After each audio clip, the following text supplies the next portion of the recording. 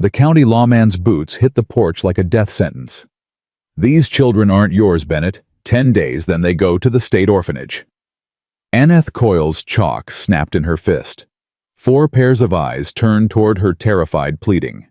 Colt Bennett stood frozen, jaw working like he wanted to speak, but couldn't find words that mattered. She'd come to this ranch 3 months ago, believing she had nothing left to give. She'd been wrong about everything. Before we begin, hit subscribe and stay until the end. I promise this story will stay with you. Comment your city so I can see how far we've traveled together. Now, let's go back to where it started.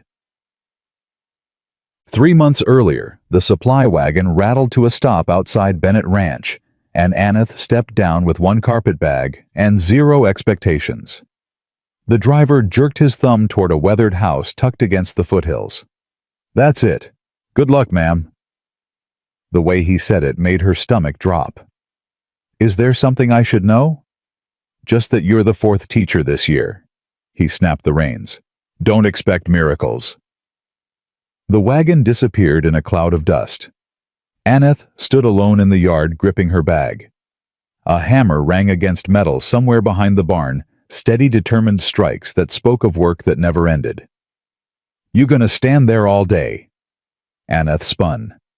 A girl sat on the porch steps, dark braids falling past her shoulders, eyes older than her 8 or 9 years.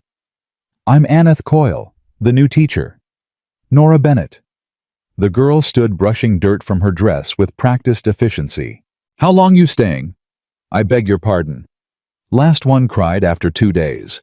One before that locked herself in her room and wouldn't come out. The one before that... Nora shrugged. "She called us demons and left before breakfast." Aneth set down her bag. "What did you do to her?" "Asked questions, that's all." Nora's chin lifted. She didn't like that we already knew she was lying. Lying about what? About wanting to help. About caring. The girl's voice went flat. Adults lie about that a lot. Before Aneth could respond, the hammering stopped. A man emerged from the barn, tall, sun-weathered, moving with the careful economy of someone who'd learned pain, taught better lessons than waste. He couldn't have been more than 35, but his eyes held lifetimes. "Miss Coyle." He pulled off his work gloves, offered a calloused hand. "Colt Bennett." His grip was brief, firm. No smile. "Thank you for the opportunity, Mr. Bennett. Might want to hold your gratitude until you've met all 4. He glanced at Nora. "Where are your brothers and Lahi?" "Samuel's fixing the chicken coop. Thomas is looking for his rock collection again. Lahi's under the porch." Colt's expression tightened. "Still, won't come out. I tried singing, but I'll handle it." He turned to Aneth. "Come inside. We'll talk terms." The house was sparse, clean, but stripped of anything decorative. A table, chairs, a stove that had seen decades of use. Everything functional, nothing soft. Colt poured coffee without asking if she wanted any. "Pays room and board plus $15 a month. You teach reading, writing, arithmetic. Nothing fancy." "What happened to the previous teachers?" "They wanted different children." He set the cup in front of her. "These kids have been through hell, Miss Coyle. They don't trust easy, and they don't perform like trained animals. If that's a problem, better to know now." Aneth wrapped her hands around the hot cup. "Tell me about them." "Samuel's 10. Lost his parents in a fire, watched it happen. Thomas is 6, been passed around since he was born. Nobody wanted him." Colt's jaw worked. Nora's mother gave her up when her father drank himself to death. Said she couldn't look at the girl without seeing him. And Lahi, the one under the porch, she's 4. Her people died crossing the mountains last winter. She was the only survivor. He met Aneth's eyes. She hasn't spoken since, just screams at night sometimes. The coffee burned Aneth's throat. "You took them all in." "Somebody had to." "Are you their legal guardian?" His expression went hard as granite. "What I am is the only thing between them and an orphanage that'll split them up and work them until there's nothing left. Legal doesn't always mean right." Aneth understood then. The isolation. The advertisement asking for no references. The teachers who fled. Mr. Bennett, I need to tell you something before you hire me. Go on. Her hands trembled against the cup. I can't have children. I was married once. We tried for 7 years. 3 times I carried a baby and 3 times... She stopped, forced air into her lungs. The doctor said my body isn't built for it. My husband left after the 3rd loss. Said he needed a real wife. She waited for pity. It always came the softening of eyes, the careful words that somehow made her failure more visible. Colt Bennett just nodded. Good. Aneth blinked. Excuse me? I've got enough kids for both of us. He gestured toward the window where Nora was visible in the yard. They don't need someone dreaming about babies that aren't here. They need someone who'll see them. Something cracked open in Aneth's chest, something she'd sealed shut after her husband packed his bags and told her she was defective. When do I start? Right now. Colt stood. Let's get Lahi out from under that porch. Outside, Nora stood near the porch steps, arms crossed. She won't come, Pa. I already tried. Colt knelt, peering into the darkness beneath the porch. Lahi, it's safe, sweetheart. Come on out. Silence. Aneth crouched beside him. She could just make out a small shape pressed against the far corner, eyes gleaming in the shadows. She's terrified, Aneth whispered. Dog came through the yard this morning. Big one. Spooked her. What happened to her family? Starved, froze, both. Colt's voice went rough. She watched every one of them die. 4 years old, and she watched. Aneth's throat constricted. Without thinking, she started humming an old lullaby her own mother had sung. Not words, just melody. Soft, steady. The shape under the porch shifted. Aneth kept humming, reaching one hand into the darkness. Not grabbing, just offering. She hummed and waited, hummed and waited. Tiny fingers touched hers. Aneth's breath caught, but she didn't move, just kept humming while those small fingers explored hers, testing, questioning. Finally, Lahi crawled forward. Dirt streaked her face, and her dark eyes were huge with fear. But she let Aneth draw her out into the light. Hello, sweetheart, Aneth whispered.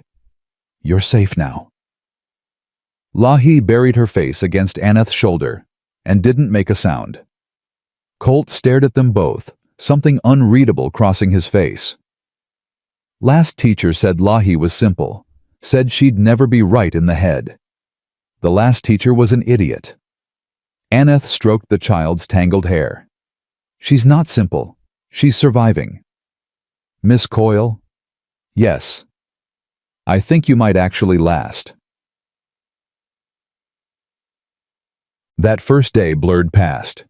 Aneth met Samuel defiant and testing, watching her with eyes that had seen adults fail too many times. Thomas showed her his rock collection with desperate pride, like he expected her to dismiss it. Nora tried to mother everyone while pretending she didn't need mothering herself. And Lahi stayed silent, but she watched. Always watching. By evening, Aneth's head pounded, and her voice was raw. Colt showed her to a small room off the kitchen, a bed, a basin, a window facing east.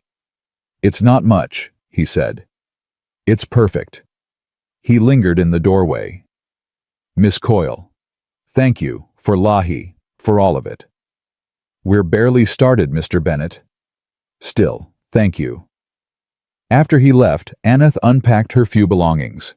3 dresses, a book of poetry, a photograph of her ex-husband. She shoved it face down in the drawer and slammed it shut. A knock.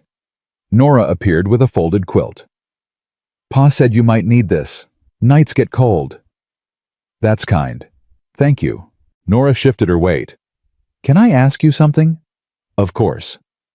Are you going to try to make us call you Mama? Pain lanced through Aneth's chest. No, sweetheart. I'm your teacher. Good. But disappointment flickered across Nora's face before she hid it. 'Cause we don't need a mama. We got Pa. After the girl left, Aneth sat on the bed holding the worn quilt. Someone had mended it with small, patient stitches. Someone had cared. She pressed her face into the fabric and let herself cry, not from grief this time, but from something more dangerous. Hope. Morning came fast. Aneth woke to voices arguing about chicken feeding duties and boots stomping across the porch. She dressed quickly and emerged to find controlled chaos.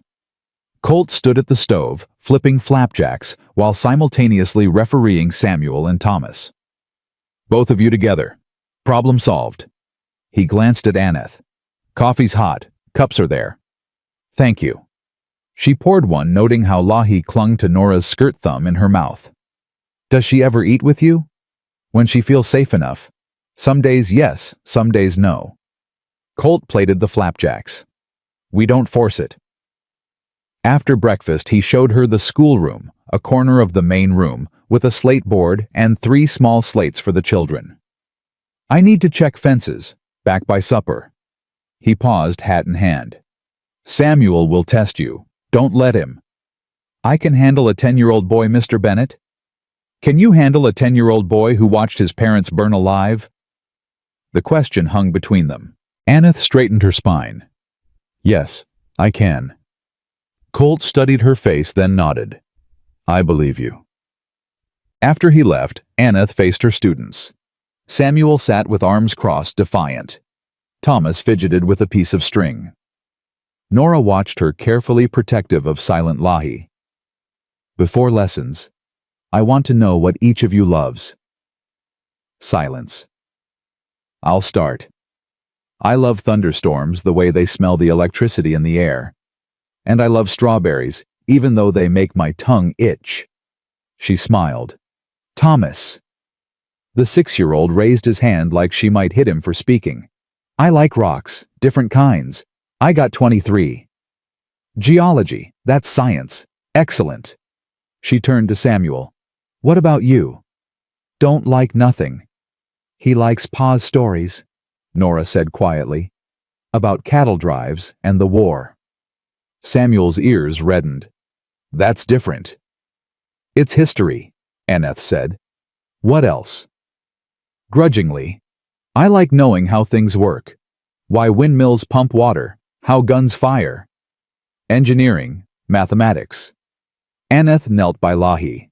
And you, little one, what makes you happy? The child pressed her face into Nora's dress. She likes flowers, Nora offered, and birds. Then we'll learn about all those things. Aneth stood. Here's what we're doing every day, reading, writing, arithmetic. But we'll use what you love to teach it. Thomas, we'll read about rocks and minerals. Samuel will calculate trajectories and distances. Nora will study plants and healing. Lahi will learn every flower and bird in Wyoming. Samuel squinted at her. That's actually not terrible. High praise. Let's begin. She'd expected resistance. What she got was warfare. Samuel refused to pick up his slate. Women can't teach mathematics. My real teacher said so. Your real teacher was wrong. Prove it. Aneth felt every eye on her. This was the test. Fail here, and she'd lose them all. All right, everyone outside. They followed her into the yard, confused. Aneth grabbed a stick and drew a line in the dirt. Samuel, how far can you throw a rock? I don't know. Pretty far. Thomas, get your rock collection. The boy scrambled inside and returned with a flour sack bulging with stones. Aneth selected 3 small, medium, large. Samuel throws each one. We measure the distance. Then we use mathematics to calculate which weight travels farthest and why. Samuel's defiance wavered. That's not school. That's exactly school. It's called physics. She held out the first rock. Unless you're scared, you can't do it. The boy snatched the rock. I ain't scared of nothing.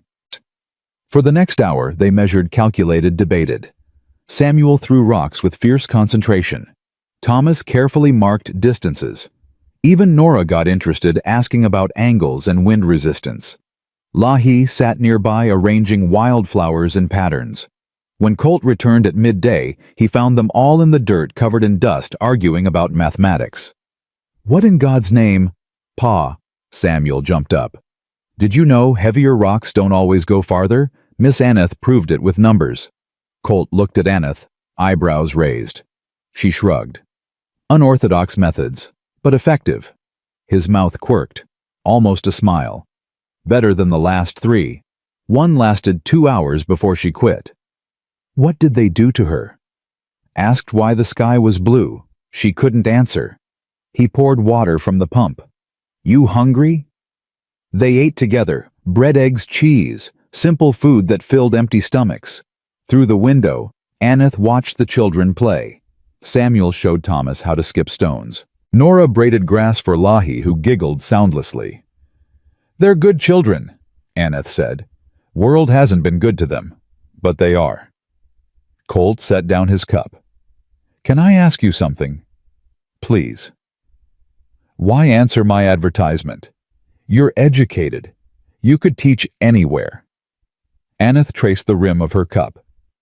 "Because everywhere else people look at me and see what I'm not, what I failed at. Here maybe I can just be someone useful. We've all got something we're running from, Miss Coyle.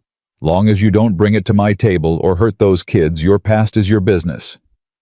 "Same to you, Mr. Bennett." "Deal." Days became weeks. Aneth fell into rhythms she hadn't known she craved. Mornings lessons that sprawled from the schoolroom to the yard, to wherever curiosity led them. Afternoons chores. Aneth learned to knead bread, mend clothes, tend the garden. Her hands, soft from years of town teaching, grew calloused. Evenings lamplight, while Colt repaired tack, and the children played quiet games before bed. She learned things nobody had told her. Samuel had nightmares about fire every single night. Woke up screaming sometimes. Thomas hoarded food in his pockets because he'd once gone 3 days without eating. Still did it, even though there was plenty. Nora had taught herself to cook at 6 years old because there was nobody else. Could make biscuits better than most grown women. Lahi slept with a rag doll clutched so tight her knuckles went white. The doll was all she had left from before. And Colt had fought in the war, lost his young wife to fever, inherited this ranch from an uncle who died alone. Started taking in strays because empty spaces hurt worse than full ones. One evening while helping Nora with spelling, Aneth felt eyes on her. She glanced up. Colt watched from across the room, not staring, just observing. "Something wrong, Mr. Bennett?" "No. You're just good with them. Natural." Heat crept up her neck. "They make it easy. They make it hell for most people." He stood stretching. "You're different." Before she could respond, Thomas called out, "Miss Aneth, how do you spell constellation?" The moment passed. But something had shifted. She felt it in small things, the way Colt started leaving firewood by her door without being asked. The way he'd pour her coffee before she reached for the pot. The way his gaze lingered half a second longer than necessary. It terrified her. 3 weeks in, everything shattered. Aneth was inside teaching fractions when the scream came. She ran. They all ran. Nora lay in the dirt by the corral, her arm bent wrong, horribly wrong, and her face white as death. "Don't move, sweetheart, don't move." Aneth dropped to her knees, hands shaking. Clean break, she thought distantly. Clean, but bad. Colt appeared face drained of color. "God, Nora, I'm sorry. The fence post split. I should have... Pa, it hurts." Tears streamed down the girl's face. "I know, baby. I know." He looked at Aneth, and for the first time she saw him truly afraid. "What do we do? Set it. Now, before swelling starts." Aneth met his eyes. "I need you to hold her completely still. Can you do that?" "Yes." Samuel, 2 straight pieces of wood this long. Thomas, torn cloth strips. Go. The boys ran. Aneth cupped Nora's face. "This will hurt. I won't lie. But I need you brave for 2 more minutes. Can you?" Nora nodded, sobbing. Aneth had watched a doctor set her brother's arm once years ago. Memorized every movement because that's what her mind did, collected and stored information she might never need. She needed it now. The boys returned. Aneth positioned herself, hands on Nora's forearm. Colt held the girl's shoulders, his face stricken. "On 3. 1. She pulled. Didn't wait for 3. Pulled hard and fast, and the bone slid back into alignment with a sound that made her stomach turn. Nora's scream could have shattered glass. But the bone was set. Aneth wrapped it tight, splinted it, tied everything off with shaking hands. When she finished, Nora sagged against Colt's chest, whimpering. "You were so brave," Aneth whispered, smoothing the girl's hair. "So incredibly brave." Samuel stood frozen, face wet with tears he was trying to hide. Thomas had thrown up in the dirt. Lahi clutched her rag doll. Silent tears streaming. Colt looked at Aneth over Nora's head. Gratitude, respect, and something deeper neither was ready to name. "Thank you," he said hoarsely. "Let's get her inside." That night, after the children finally slept, Nora dosed with willow bark tea, the others exhausted from fear. Aneth found Colt on the porch steps, head in his hands. She sat beside him. Said nothing. "I should have checked that post," he said finally. "Should have known it was weak. Accidents happen. Not to them. They've had enough accidents, enough loss." His voice cracked. "I'm all they have, Miss Coyle. If something happens to me if I fail them, you're not failing anyone. I'm not their father, not legally. That's the problem." Ice formed in Aneth's stomach. "What do you mean?" He stood pacing. "I've got no legal claim to any of them. Samuel's aunt could show up tomorrow and take him. Thomas belongs to the state, they could demand him back. Nora's mother could sober up and want her." He stopped. "And Lahi County says I'm harboring an Indian child without permission. If they find out, they'll take her to a government school." "No." The word came out fierce. "They can't." "They can. They have before. I've been lucky where isolated neighbors don't ask questions. But luck doesn't last forever. Then we make it legal. There must be a way. Only adoption. And they don't grant that to single men with no blood relation." He laughed bitterly. "Systems designed to tear families like ours apart." Aneth's heart hammered. "What if you weren't single?" He went still. "What? What if you were married? Would that help?" "Maybe. Probably." He turned slowly. "Miss Coyle." "Think practically," she said, standing. "You need a wife to secure adoption. I need—" She faltered. "I need a place where I'm not broken. It would be an arrangement, a partnership." "That's not fair to you. Fair is letting those children get ripped away. Fair is sending Lahi to a place that'll destroy her." Aneth's voice shook. "I'm not asking for love, Mr. Bennett. I'm asking for a chance to protect them, same as you." Colt stared at her. She watched him wrestle with pride, with fear, with hope. "Let me think on it," he said finally. "Of course." She turned toward the door. His voice stopped her. "Aneth?" She looked back. "Thank you. For today. For Nora. For—" He gestured helplessly. "All of it. You're welcome." Inside, she leaned against the door, shaking. What had she done? Offered marriage to a near stranger. A life built on pragmatism instead of love. But she thought of Nora's arm in her hands. Thomas's hoarded food. Samuel's nightmares. Lahi's silence. She thought of the way Colt's voice gentled when he talked to them. The way his hands mended broken things. The way his whole body had trembled when Nora screamed. This wasn't about love. It was about something more fundamental: survival, belonging, family built by choice instead of blood. Maybe that was enough. Maybe that was everything. So, she didn't sleep that night. Lay in bed listening to the house settle to Colt's boots pacing the porch to Nora whimpering in her sleep. Dawn came gray and cold. Aneth dressed and emerged to find Colt at the stove making coffee. He looked like he hadn't slept either. "Morning," she said quietly. "Morning." He poured 2 cups set, one in front of her. "About last night?" "You don't have to answer now. Take your time." "I already know my answer." He met her eyes. "But I need to know something first. Why? Really, why you could leave? Find a normal position, a normal life.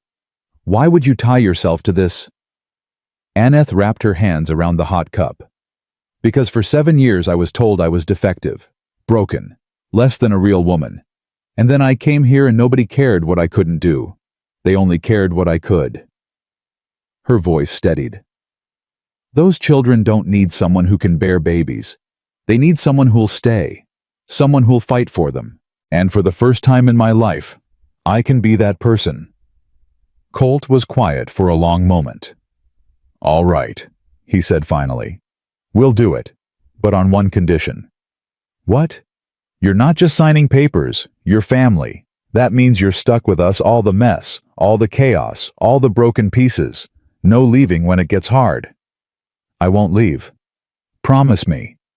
She looked at him, this man who'd taken in 4 unwanted children, who'd carried their nightmares like his own, who'd built a family from nothing but stubborn love. "I promise." He nodded. "Then we'll ride to town tomorrow. Get it done legal before hoofbeats." They both turned toward the window. A rider appeared on the ridge, official uniform, county insignia visible even at this distance. Aneth's blood went cold. "Is that the law?" Colt's face hardened. "They said 10 days. It's only been 5. "Why are they early?" "Because someone talked. Someone always talks." He grabbed his hat. "Stay inside with the children. Don't let them see your face if you can help it." "Colt, just stay inside, please." He walked out, and Aneth pressed herself against the wall by the window, heart hammering. The rider stopped in the yard. She couldn't hear words, but she saw Colt's body language, defensive, protective. Saw him gesture toward the house. Saw the lawman shake his head, pull out papers. Behind her, small feet padded across the floor. "Miss Aneth," Samuel's voice rough with sleep. "What's happening?" She turned. All 4 children stood there. Samuel defiant. Thomas scared, Nora cradling her splinted arm, Lahi clutching her doll. "Nothing, sweetheart. Just a visitor." "That's the county man." Samuel's voice went flat. "He's come to take us away, hasn't he?" "No." Aneth knelt, gathering them close. "No, I won't let that happen." "You can't stop it. Nobody can." Samuel's eyes filled with tears he refused to shed. "We always get taken away. That's what happens to kids like us. Not this time." "You don't know that." "I do." Aneth gripped his shoulders. "Because this time, you've got me. And I don't quit. Do you understand? I don't give up, and I don't let go." Through the window, she watched Colt arguing with the lawman. Watched him point toward the house again. Watched the lawman shake his head firm. Then Colt turned. Their eyes met across the distance. And Aneth saw it in his face, the same thing she felt. This family was worth fighting for. Whatever came next, they'd face it together. The lawman remounted his horse and rode away. Colt stood in the yard, papers in his hand, shoulders bowed. Then he straightened. Turned toward the house. Started walking. And Aneth knew somehow, she knew everything was about to change. Colt walked back toward the house with those papers clutched in his fist like they might burn through his skin. Aneth met him at the door, children clustered behind her like she could shield them from whatever news he carried. What did he say? Colt didn't answer right away, just looked at the four faces peering around Aneth's skirt, and his jaw worked like he was chewing words too bitter to swallow. Inside, all of you. They gathered around the kitchen table. Colt spread the papers out, smoothing creases with hands that shook just slightly. Aneth had never seen him shake before. County's got wind of the situation here, he said finally. Someone reported that I'm keeping children without legal guardianship. Who? Samuel's voice came out hard. Who told? Doesn't matter. What matters is, they're coming back in 5 days, not 10, like they said, to take you to the territorial orphanage in Cheyenne. Thomas started crying, just quiet tears sliding down his face while he tried not to make noise, like crying itself might get him in trouble. Nora pulled him close with her good arm. We gonna let them? Not if I can help it. Colt looked at Aneth. But I need time. Time to file adoption papers, get them processed. Make it legal. 5 days isn't enough. Then we make it enough. Aneth's voice came out stronger than she felt. What do you need? Proof I can provide for them. Character witnesses, a stable home environment. He paused. And preferably a wife, because apparently the county doesn't trust a single man to raise children proper. Samuel's head snapped up. You getting married? That's the plan. To who? Colt glanced at Aneth. She felt 4 pairs of eyes swing toward her, and her face went hot. To Miss Coyle? Colt said. If she's still willing? The silence stretched out like taffy. Then Nora said quietly, You don't got to marry Pa just for us, Miss Aneth. That's not fair to you. It's not about fair. Aneth knelt beside the girl's chair. It's about what's right. And fighting for this family is the rightest thing I've done in years. But you don't even love him. Samuel crossed his arms. People are supposed to love each other when they get married. There's different kinds of love, Aneth said carefully. There's the lightning strike kind that happens fast and burns hot. And there's the kind that grows slow, built on respect and shared purpose. Your Pa and I were choosing each other. That's worth something. Lahi had been silent through all of it, but now she moved. Walked right up to Aneth and pressed her small body against Aneth's side. Didn't say anything, just held on. Aneth's throat closed up. She wrapped an arm around the child and looked at Colt over Lahi's dark hair. We ride to town today, she said. Get married today. File the papers today. Don't give them time to stop us. Town's 4 hours there and back. We'd need a witness, someone to watch the children while we're gone. Aneth stood. What about your nearest neighbor? Can we trust them? Martha Henderson lives 2 miles west. She's good people. Colt grabbed his hat. I'll ride over, ask her to come sit with the kids. We leave in an hour. After he left, Aneth turned to face 4 worried faces. Listen to me, all of you. This changes nothing about who we are. Mr. Bennett and I getting married is just paper.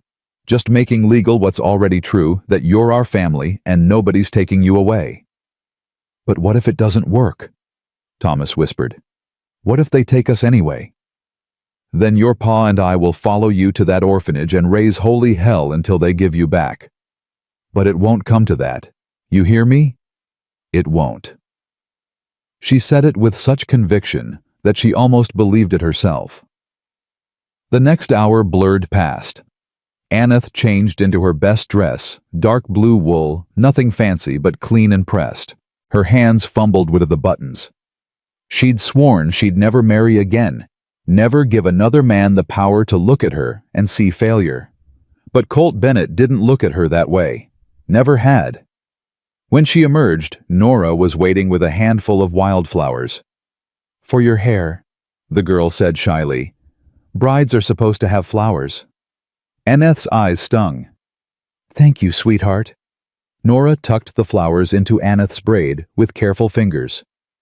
You're gonna be our ma now, for real. I'm going to be whatever you need me to be. I need you to not leave. Nora's voice dropped to almost nothing. Everyone leaves. Aneth cupped the girl's face. I'm not everyone.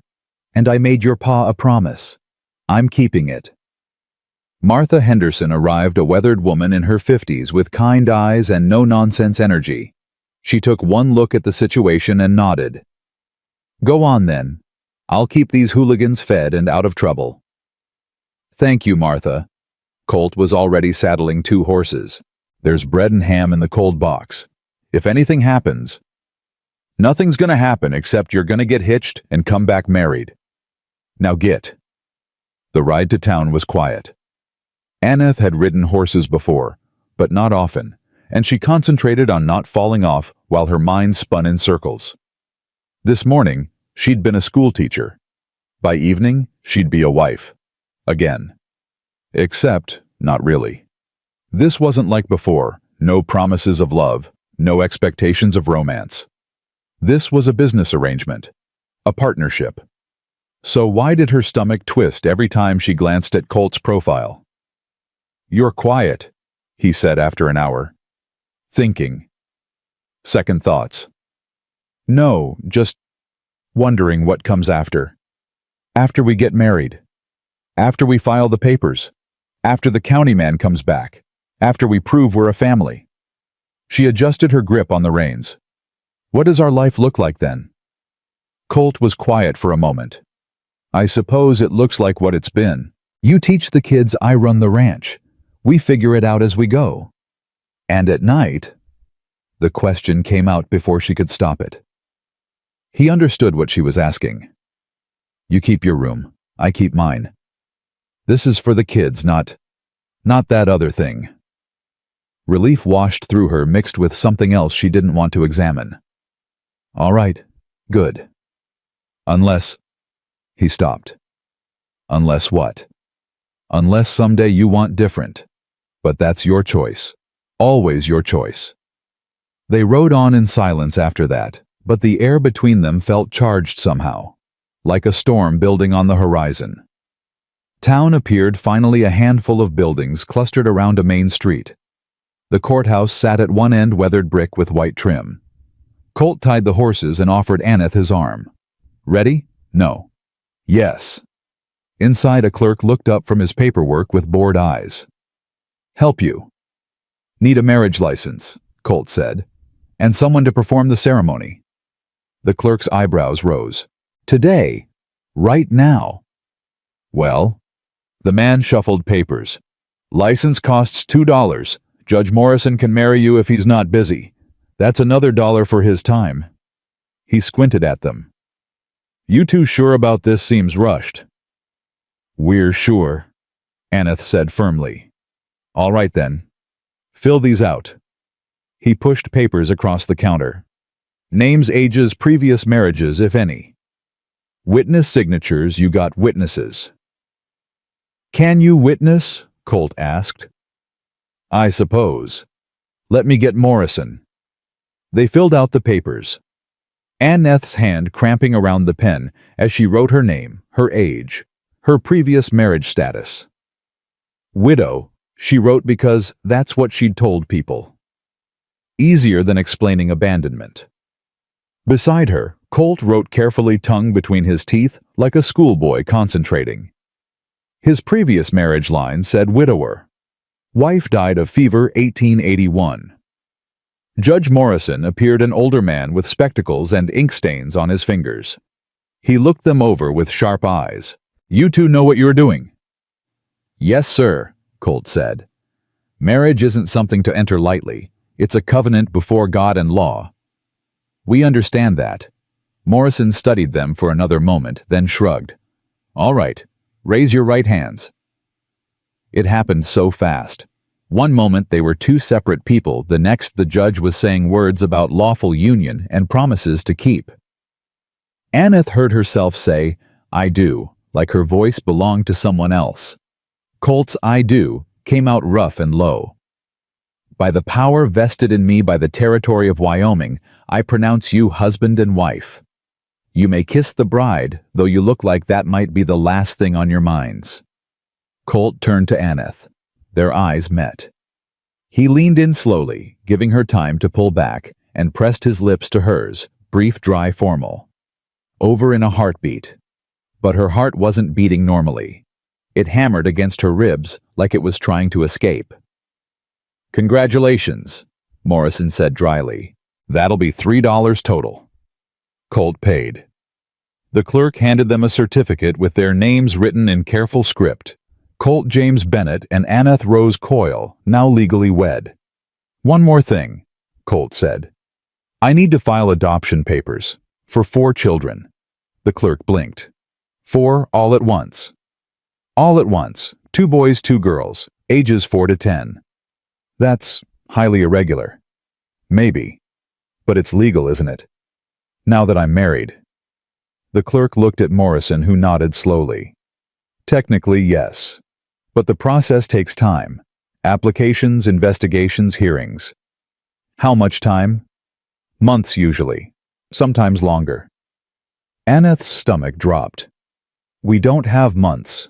We have 5 days." 5 days. Why 5 days? Colt's jaw tightened. Because the county's threatening to take them to an orphanage. We need this filed now so we can show we're taking proper legal action. Morrison frowned. "Who's the county officer?" "Man named Pruitt. Showed up this morning with papers." "Hank Pruitt." Morrison's frown deepened. "He's zealous. Sees himself as protecting children from unfit homes. Unfortunately, his definition of unfit is fairly broad." "My home isn't unfit," Colt said quietly. "Those kids are fed, clothed, educated, and loved. That's more than most."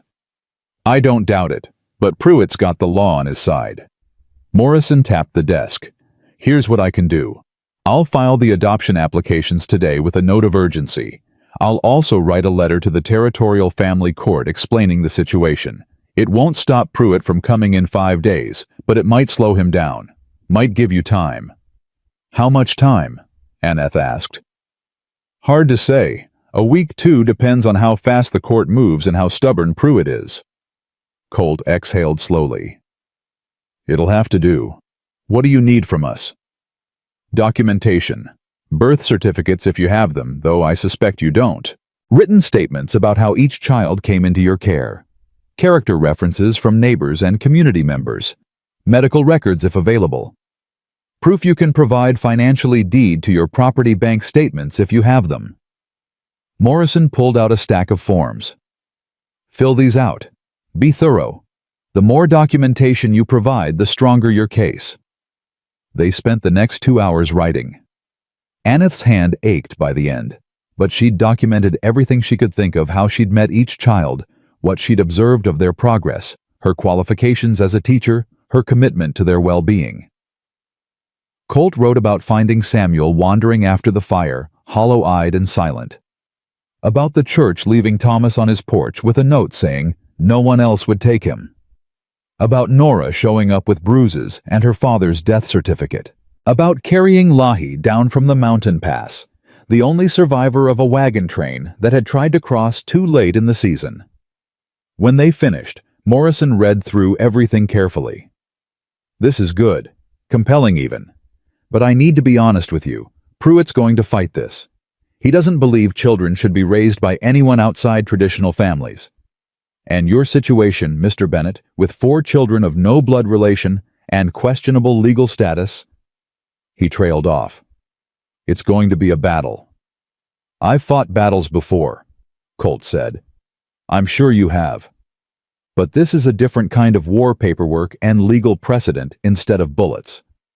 Morrison handed back the forms.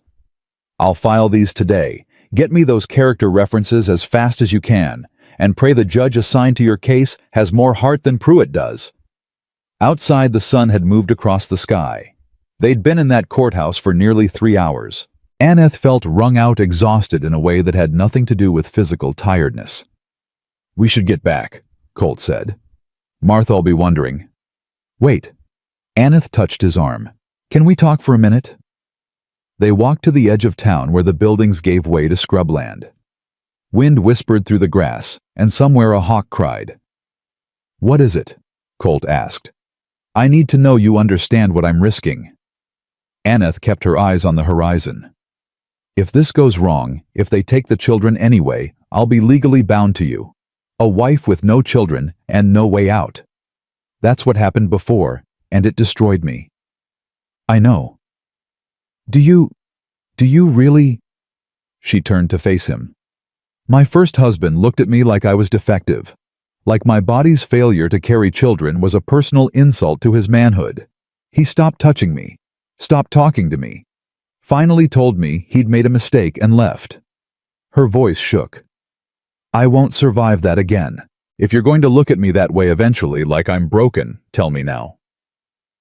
Colt was quiet for a long moment. Then he said, My wife died bringing our son into the world. The baby died too, never drew a breath. For 2 years after, I couldn't look at pregnant women without feeling like I'd been gutted. Couldn't see babies without wondering what my boy would have looked like. Aneth's throat tightened. But you know what I learned, Colt continued. That there's more than one way to be a parent. More than one way to build a family. Blood doesn't make you kin, choice does. Love does. Those 4 kids back at the ranch, they're mine in every way that matters. And you? He started again. You're not broken, Aneth. You're exactly what those children need. What I need. Don't ever think different. She couldn't speak. Could only nod while tears blurred her vision.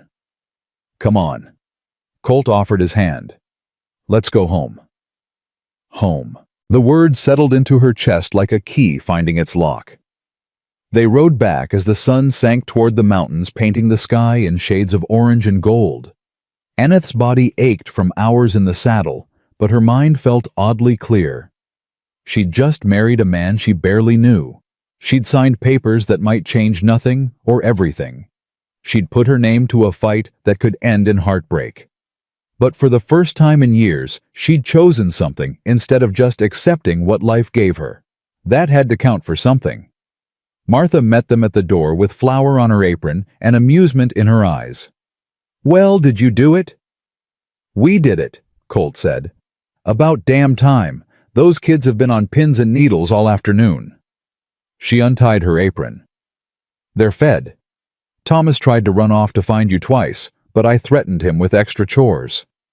Lahi actually said 3 words, Where's Miss Aneth? So that's progress. Nora's arm's doing fine, and Samuel only picked 1 fight with his brother. Thank you, Martha. Aneth impulsively hugged the older woman. We couldn't have done this without you. Psh! What are neighbors for? Martha pulled back, eyes kind. You're doing a good thing here, both of you. Don't let anyone tell you different. After she left, they went inside to find 4 anxious faces. Did it work? Samuel asked immediately. We're married, Colt confirmed. And we filed adoption papers. Judge Morrison's helping us. So they can't take us now. Thomas's voice was small, hopeful. They're going to try, but we're going to fight. Aneth sat down, pulling Lahi onto her lap. We need help, though. We need people in town to write letters saying we're a good family. Can you think of anyone? Nora spoke up. Doc Hartley. He fixed my arm that time I broke it before. And Mrs. Chen from the general store, she always gives us peppermints.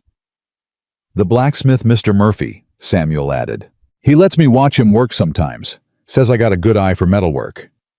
Reverend Walsh, Thomas said quietly. He's nice. Doesn't yell like some preachers.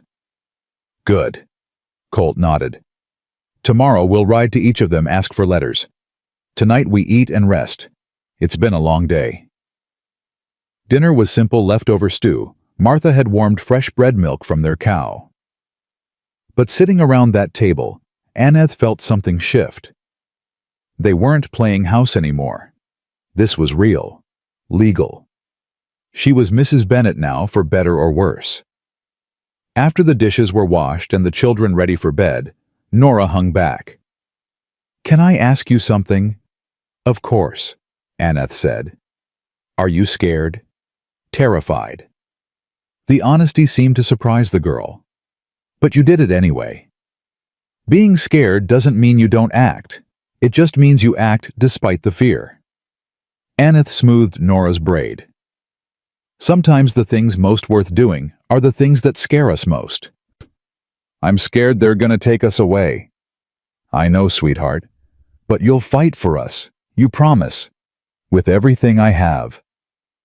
Nora nodded slowly, then surprised Aneth by wrapping both arms around her waist and holding tight. I'm glad Pa married you, even if it wasn't for love. After the girl went to bed, Aneth found Colt outside, checking the animals one last time. He looked up when she approached.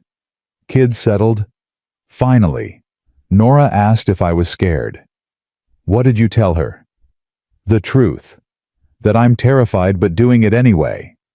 Aneth leaned against the fence. Colt, what happens if we lose? If Pruitt takes them despite everything? Then we don't stop fighting. We follow them to Cheyenne.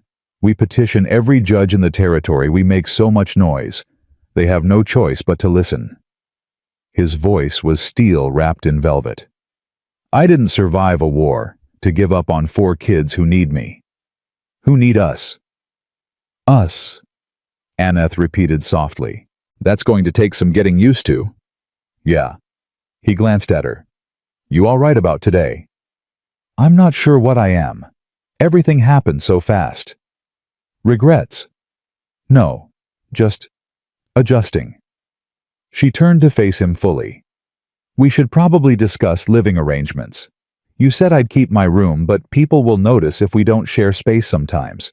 Small towns talk. You're right. We'll need to be careful. He thought for a moment. Your room's close to the children's. Makes sense you'd stay there so you can hear if they need something at night. But maybe we move some of my things in there just for show. A shirt hanging on the door, shaving gear on the dresser. And where will you actually sleep? Barn has a decent loft. I've slept there before when I needed space. I don't want to drive you out of your own house. You're not. I'm choosing this. We both are. His eyes held hers. Aneth, this marriage is real in the ways that matter: partnership, commitment, protection. The rest, we'll figure out as we go. No pressure, no expectations.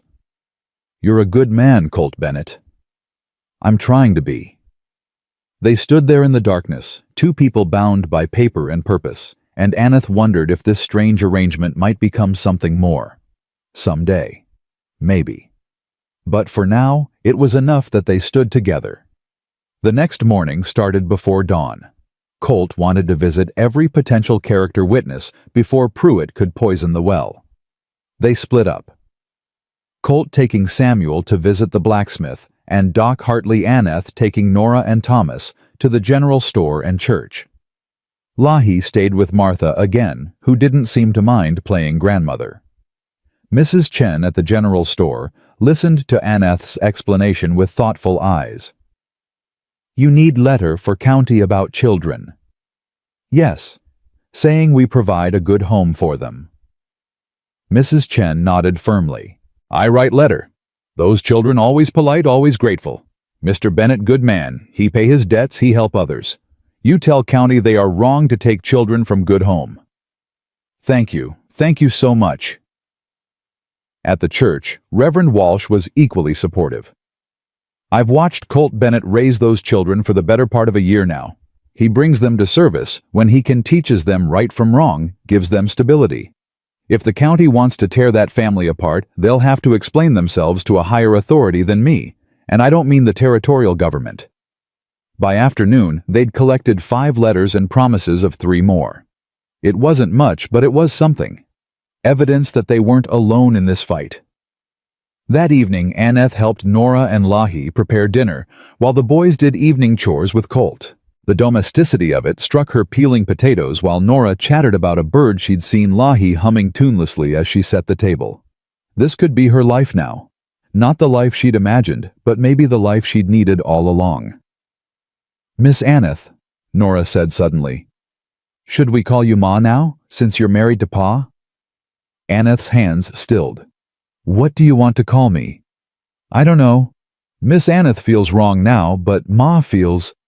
The girl trailed off. Scary. Yeah. Then how about we figure it out as we go? Call me what feels right in the moment. There's no rush. Aneth squeezed the girl's shoulder. Names are just words. What matters is what's underneath. 3 days passed in a blur of chores, lessons, and anxious waiting. Aneth taught mathematics using measurements for a new chicken coop.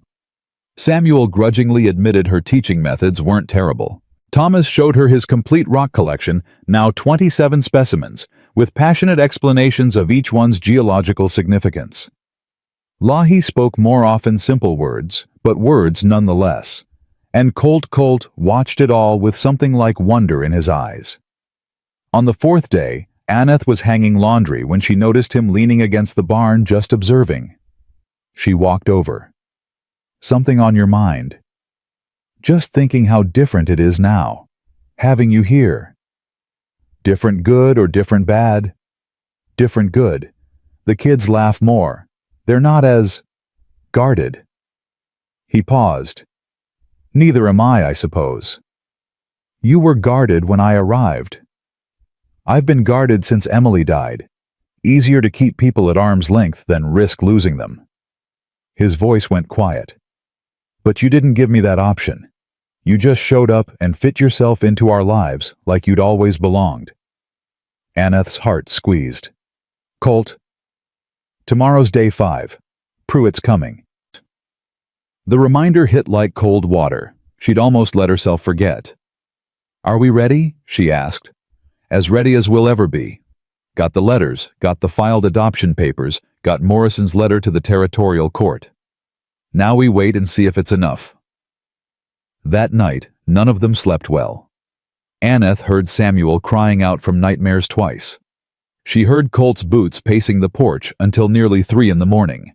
She lay awake herself, staring at the ceiling, mentally rehearsing arguments and pleas. Dawn came too fast. They ate breakfast in near silence. Aneth made the children wear their best clothes. She wanted Pruitt to see them cared for, healthy, loved. Colt shaved carefully, put on his one good shirt. They were presenting themselves for judgment, and they both knew it. The lawman arrived precisely at 9 o'clock, accompanied by another man in official dress. Colt met them in the yard. Aneth stood on the porch, children behind her. Mr. Bennett, Pruitt said, I've returned as promised. These are the legal documents transferring custody of the 4 minors to territorial care. If you'll... I've filed adoption papers, Colt interrupted. All 4 children. My wife and I intend to legally adopt them. Pruitt's eyebrows rose. Your wife? Mrs. Bennett. Colt gestured to Aneth. We were married 5 days ago. How convenient. A sudden marriage just as I arrived to claim the children. Nothing sudden about it, Aneth said, stepping forward. We've been planning this for weeks. Ask anyone in town. It was a lie, but a necessary one. Pruitt's expression suggested he didn't believe it anyway. Be that as it may, adoption proceedings take months. These children need immediate placement. They have immediate placement. They're home. Colt's voice hardened. And we have support from the community character references from the town doctor, the Reverend local merchants. Judge Morrison has written to the territorial court on our behalf. The man with Pruitt spoke up. I'm Oliver Henshaw, Territorial Child Welfare Officer. Mr. Pruitt brought me to evaluate the situation. He looked around at the well-maintained ranch, the clean children, the obvious care in every detail. May I speak with the children? Of course, Aneth said, though her stomach twisted. Henshaw approached the porch. He had kind eyes, she noticed. That was something. Hello there, I'm Mr. Henshaw. Can you tell me your names? Samuel stepped forward. Samuel Garrett. That's Thomas, Nora, and Lahi. Thank you, Samuel. Can I ask you some questions? The boy's jaw set. I know what you're doing. You're trying to decide if we're happy, so you can take us away or leave us. But it don't matter what we say, does it? Adults never listen to kids. I'm listening right now. Then listen to this. Mr. Bennett saved my life. My parents died and I had nowhere to go, and he took me in, gave me a home, taught me how to work, never once made me feel like I was a burden. And Miss Aneth, Mrs. Bennett, now she's teaching us real things, not just school stuff. She cares. Samuel's voice shook. If you take us away from here, you're not protecting us. You're punishing us for having bad luck. Henshaw's expression remained neutral. Thomas? Do you have anything to add? The 6-year-old shook his head, pressing against Nora's side. He don't talk to strangers much, Nora explained. Too many people hurt him before, but he's happy here. We all are. Can't you just leave us alone? Lahi. Henshaw's voice gentled. Can you tell me anything? The tiny girl looked at Aneth, then at Colt, then back at Henshaw. Very quietly she said, home. That one word hung in the air. Henshaw straightened, turned to Pruitt. I need to inspect the house, see where these children sleep, what conditions they're living in. Of course, Colt said. Whatever you need. The inspection took 30 minutes.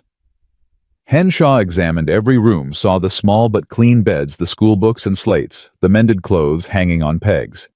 He asked questions about meals, education, medical care. Aneth answered everything honestly, showing him her lesson plans. Nora's splinted arm with its proper healing. Thomas's rock collection that spoke of a child encouraged to pursue his interests. Finally, they returned to the yard where Pruitt waited impatiently. Well, Pruitt demanded, you've seen enough. These children need proper placement in a structured facility where... Mr. Pruitt, Henshaw's voice cut through. I've seen enough. These children are adequately cared for. More than adequately, they're thriving. The home is clean, the adults responsible, and most importantly, the children clearly feel secure here. That's not the point. Mr. Bennett has no legal... He has filed adoption papers. That's more legal standing than many situations I've encountered. Henshaw pulled out a document. Furthermore, Judge Morrison's letter indicates he's expediting the adoption hearing. It's scheduled for 2 weeks from today. Aneth's knees nearly buckled with relief. 2 weeks. Pruitt's face flushed. That's highly irregular. The normal process is at the discretion of the presiding judge, and Morrison has discretion. Henshaw looked at Colt. The children may remain here pending the hearing. However, I'll be conducting follow-up visits to ensure continued adequate care. Any sign of neglect or abuse, and they'll be removed immediately. Understood. Understood, Colt said. Thank you. After the 2 men left, Pruitt clearly furious. Henshaw looking thoughtful, the family stood in the yard, processing what had just happened. Did we win? Thomas asked finally. We bought time, Aneth said. 2 weeks until the hearing. Then we find out for sure. But we get to stay together until then. Nora's voice was small. Yes, together. Samuel let out a shaky breath. Then, without warning, he started crying. Deep, wrenching sobs he'd clearly been holding back for days. Colt pulled the boy into his arms, and then they were all crying, even Lahi, while Aneth held them together like she could physically keep them from being torn apart. It's all right, she whispered. We're all right. For now, we're all right. That night, after the children finally exhausted themselves and fell asleep, Aneth found Colt on the porch again. He handed her a cup of coffee without a word. They sat in silence, listening to night sounds, crickets, distant coyotes, the wind through the grass. 2 weeks, Colt said finally. Then we face a judge who'll decide our fate based on what legal precedent, personal bias, whether he had a good breakfast that morning. We face a judge with evidence of a loving, stable home, with community support, with children who chose us as much as we chose them. And if it's not enough, Aneth set down her cup. Then we fight harder. We appeal. We make noise until someone listens. But Colt, we're not doing this alone anymore. Did you see how many people wrote those letters? How Henshaw looked at the children and saw what we see? We're not alone. He was quiet for a long moment. Then, I'm glad I married you, Aneth Bennett. Her heart jumped at hearing her new name. Even though it's complicated, especially because it's complicated, easy things don't usually matter much. Hard things you have to fight for. Those are the ones worth having. She reached over, found his hand in the darkness. His fingers closed around hers, warm and solid and real. 2 weeks, she said. Whatever comes after, we face it together. Together. They sat there holding hands like teenagers, two people bound by paper and purpose, and something neither was ready to name. The stars wheeled overhead, indifferent to human struggles, and somewhere in the house, 4 children slept, dreaming of a future that might or might not be theirs to claim. But for tonight, they were together, and that would have to be enough. The 2 weeks before the hearing passed in a strange suspension between hope and dread. Aneth threw herself into teaching with fierce determination, as if perfect lessons and flawless recitations could somehow prove their worth to a judge who'd never see them. Samuel mastered long division. Thomas learned to read full sentences without stumbling. Nora memorized the names of 17 medicinal plants. And Lahi, precious silent Lahi, spoke in complete sentences, now her voice soft but steady. "Can I have more milk, please?" 5 words that made Aneth want to weep with relief every time she heard them. Colt worked from dawn until dark, repairing everything that showed even minor wear. The fence got new posts. The barn got patched shingles. The house received a fresh coat of whitewash. He was building armor out of carpentry and paint, trying to make their home so undeniably good that no judge could fault it. Aneth watched him push himself too hard and said nothing because she understood. They were both trying to control the uncontrollable, to make certainty out of chaos through sheer force of will. On the 8th day, Martha Henderson came by with bread and news. "Heard something in town you ought to know," she said, setting the bread on the table. "Pruitt's been asking questions. Lots of questions." Colt's jaw tightened. "What kind of questions?" "About your past. About Miss Aneth's sorry Mrs. Bennett's previous marriage. About how you came to have 4 children of different ages, with no blood relation." Martha's expression was grim. "He's building a case against you." "Let him build," Aneth said, though her stomach churned. "We've got nothing to hide." "Don't you, though?" Martha looked at her kindly. "I'm not judging, dear. But if Pruitt finds out your first husband left you because you couldn't bear children, he'll use it. He'll say, you're using these kids to fill a void, that you're not thinking clearly, that your judgment's compromised by grief." "That's not—" Aneth stopped. Was it true? Had she been trying to fill the empty spaces inside her with 4 children who needed her? Colt spoke up. "Even if that were true, does it matter? Those kids are fed, safe, loved. What difference does it make why we chose to care for them?" "All the difference to men like Pruitt," Martha said. "He sees the world in black and white. Traditional families or broken ones. No in between." She sighed. "I'm just saying, be prepared. He's going to attack your marriage, your motives, everything. And he's good at it." After Martha left, Aneth stood at the window watching the children play in the yard. Samuel was teaching Thomas how to throw a knife at a target chalked on the barn. Nora braided flowers into Lahi's hair while the little girl sat perfectly still, soaking up affection, like parched earth drinking rain. "She's right, isn't she?" Aneth said quietly. "About why I'm doing this." Colt came to stand beside her. "Does it matter?" "It matters if the judge thinks I'm unstable. If he thinks I'm trying to replace children I lost instead of caring for the children I have." "Are you—" She turned to look at him. "I don't know. Maybe at first. But now—" Her voice caught. "Now they're just mine. Ours. Not replacements for anything. Just themselves." "Then that's what you tell the judge. Will it be enough?" "It has to be." That night, Aneth couldn't sleep.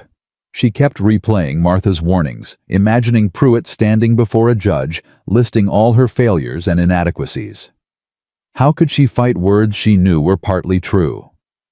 She heard footsteps on the porch, and knew without looking that Colt couldn't sleep either. She wrapped a shawl around her shoulders and joined him outside. "You should rest," he said without turning. So should you. They stood together in the darkness, the weight of the coming hearing pressing down on them both. Colt, what if we lose? What if the judge sides with Pruitt and takes them anyway? Then we appeal, we fight. But what if fighting isn't enough? What if... She stopped, unable to voice her deepest fear. What if we're not enough? He finished for her. That's what you're really asking. Yes. He turned to face her fully. Aneth, I've been asking myself that same question every day since I took in Samuel. Whether I was enough. Whether one broken-down cowboy with a dead wife and a head full of war memories had any business trying to save kids who'd already been through hell. His voice roughened. But you know what I figured out? Being enough isn't about being perfect. It's about showing up. It's about trying. Those kids don't need perfect parents. They need people who won't quit on them. And if quitting isn't our choice, if it's taken out of our hands, then we live with that. But we don't give up beforehand just because we're scared. Aneth leaned against the porch rail, feeling the cool night air on her face. I'm terrified of loving them and losing them, of opening my heart again just to have it shattered. I know, me too. Colt moved closer. But the alternative is worse. The alternative is walking away now to protect ourselves and letting those kids think they weren't worth the risk. I can't do that. Can you? No. The word came out fierce. No, I can't. Then we face whatever comes, together. He said that word together like it meant something. Like they were building something real out of this strange marriage of convenience. Aneth wanted to believe it. God, she wanted to believe it. The next morning brought unexpected visitors. Doc Hartley and Reverend Walsh arrived together looking serious. We heard Pruitt's been stirring up trouble, Doc Hartley said without preamble. Thought we should give you a heads up. What kind of trouble? Colt asked. He's questioning your fitness as parents, suggesting Mrs. Bennett is emotionally unstable due to her previous losses, implying you might be keeping the children for financial gain, county stipends, potential inheritance, that sort of thing. Aneth felt her face heat with anger. Financial gain. We're barely scraping by. Those children cost more to feed and clothe than... We know that, Reverend Walsh interrupted gently. Everyone who knows you knows that. But Pruitt's good at planting seeds of doubt. He's suggesting you rushed into marriage for appearance's sake, that you're playing house instead of providing genuine stability. That's not true, Aneth said. We know. That's why we're here. Doc Hartley pulled out a folder. We've written additional letters, detailed accounts of our observations, medical records showing the children are healthy and well cared for, character assessments of both of you. He handed the folder to Colt. Give these to Judge Morrison. They'll help counter Pruitt's narrative. Why are you doing this? Aneth asked, throat tight. You barely know us. Because I've been a doctor for 30 years, Hartley said. I know the difference between children who are surviving and children who are thriving. Your 4 are thriving. That's rare enough to be worth protecting. Reverend Walsh nodded. And because sometimes the most righteous thing a person can do is stand between injustice and the innocent. That's what you're doing. We'd be poor Christians if we didn't stand with you. After they left, Colt spread the letters on the table. There were 5 new ones detailed thorough, painting a picture of a family built on love instead of law. People keep surprising me, he said quietly. Good people. Aneth agreed. We're lucky to have them. Luck's got nothing to do with it. You earned this teaching those kids, being kind to everyone you meet, showing up even when it's hard. He looked at her. You're good at this, Aneth, being part of something. I think maybe you forgot that after your first marriage fell apart. She had forgotten. Had spent 2 years believing she was fundamentally unworthy of family, of belonging. These past weeks had been slowly rebuilding something she'd thought permanently broken. I'm still scared, she admitted. So am I, but at least we're scared together. The week crawled toward the hearing date. Aneth prepared the children as best she could, trying to explain what would happen without terrifying them. "A judge is like a teacher," she told them one evening. "He asks questions to understand things better. He's going to ask about your life here, whether you're happy, whether you feel safe. All you need to do is tell the truth." "What if the truth isn't good enough?" Samuel asked bluntly. "What if we tell him we love it here and he takes us anyway?" "Then it won't be because you did anything wrong. Sometimes adults make decisions kids have no control over. That's not fair, but it's true." "So we're helpless," Samuel said bitterly. "Just like always." "No." Colt knelt in front of the boy. "You're not helpless. Your voice matters. Your truth matters. Whatever happens, you spoke up for yourself. That's the opposite of helpless." "But what if—" "No more what ifs." Colt's voice was firm but gentle. "We've done everything we can. The rest is up to the judge and God, and worrying ourselves sick won't change either of their minds. So tonight, we eat dinner, we do our evening chores, we go to bed, and tomorrow we get up and do it again. That's how you survive hard things one day at a time." The night before the hearing, Aneth couldn't eat. Her stomach was tied in knots too tight to accept food. She pushed beans around her plate while the children chattered nervously, their anxiety manifesting as excessive energy and silly jokes. After dinner, while washing dishes, Nora sidled up to her. "Miss Aneth, Ma." The girl tested the word carefully. "Can I ask you something?" "Always." "If they take us away, will you forget about us?" Aneth's hands stilled in the dishwater. "Never. Not if I live to be 100. Even if you and Pa have real children someday, children that are yours for real." "Nora." Aneth dried her hands and turned to face the girl. "You are real children. You are mine for real. Maybe not by blood, but by every other measure that matters. And nothing, not a judge's decision, not distance, not time will change that. Promise?" "I promise." Nora nodded slowly, then surprised Aneth by hugging her tight. "I love you, Ma. I don't think I ever said that out loud before." Aneth's vision blurred.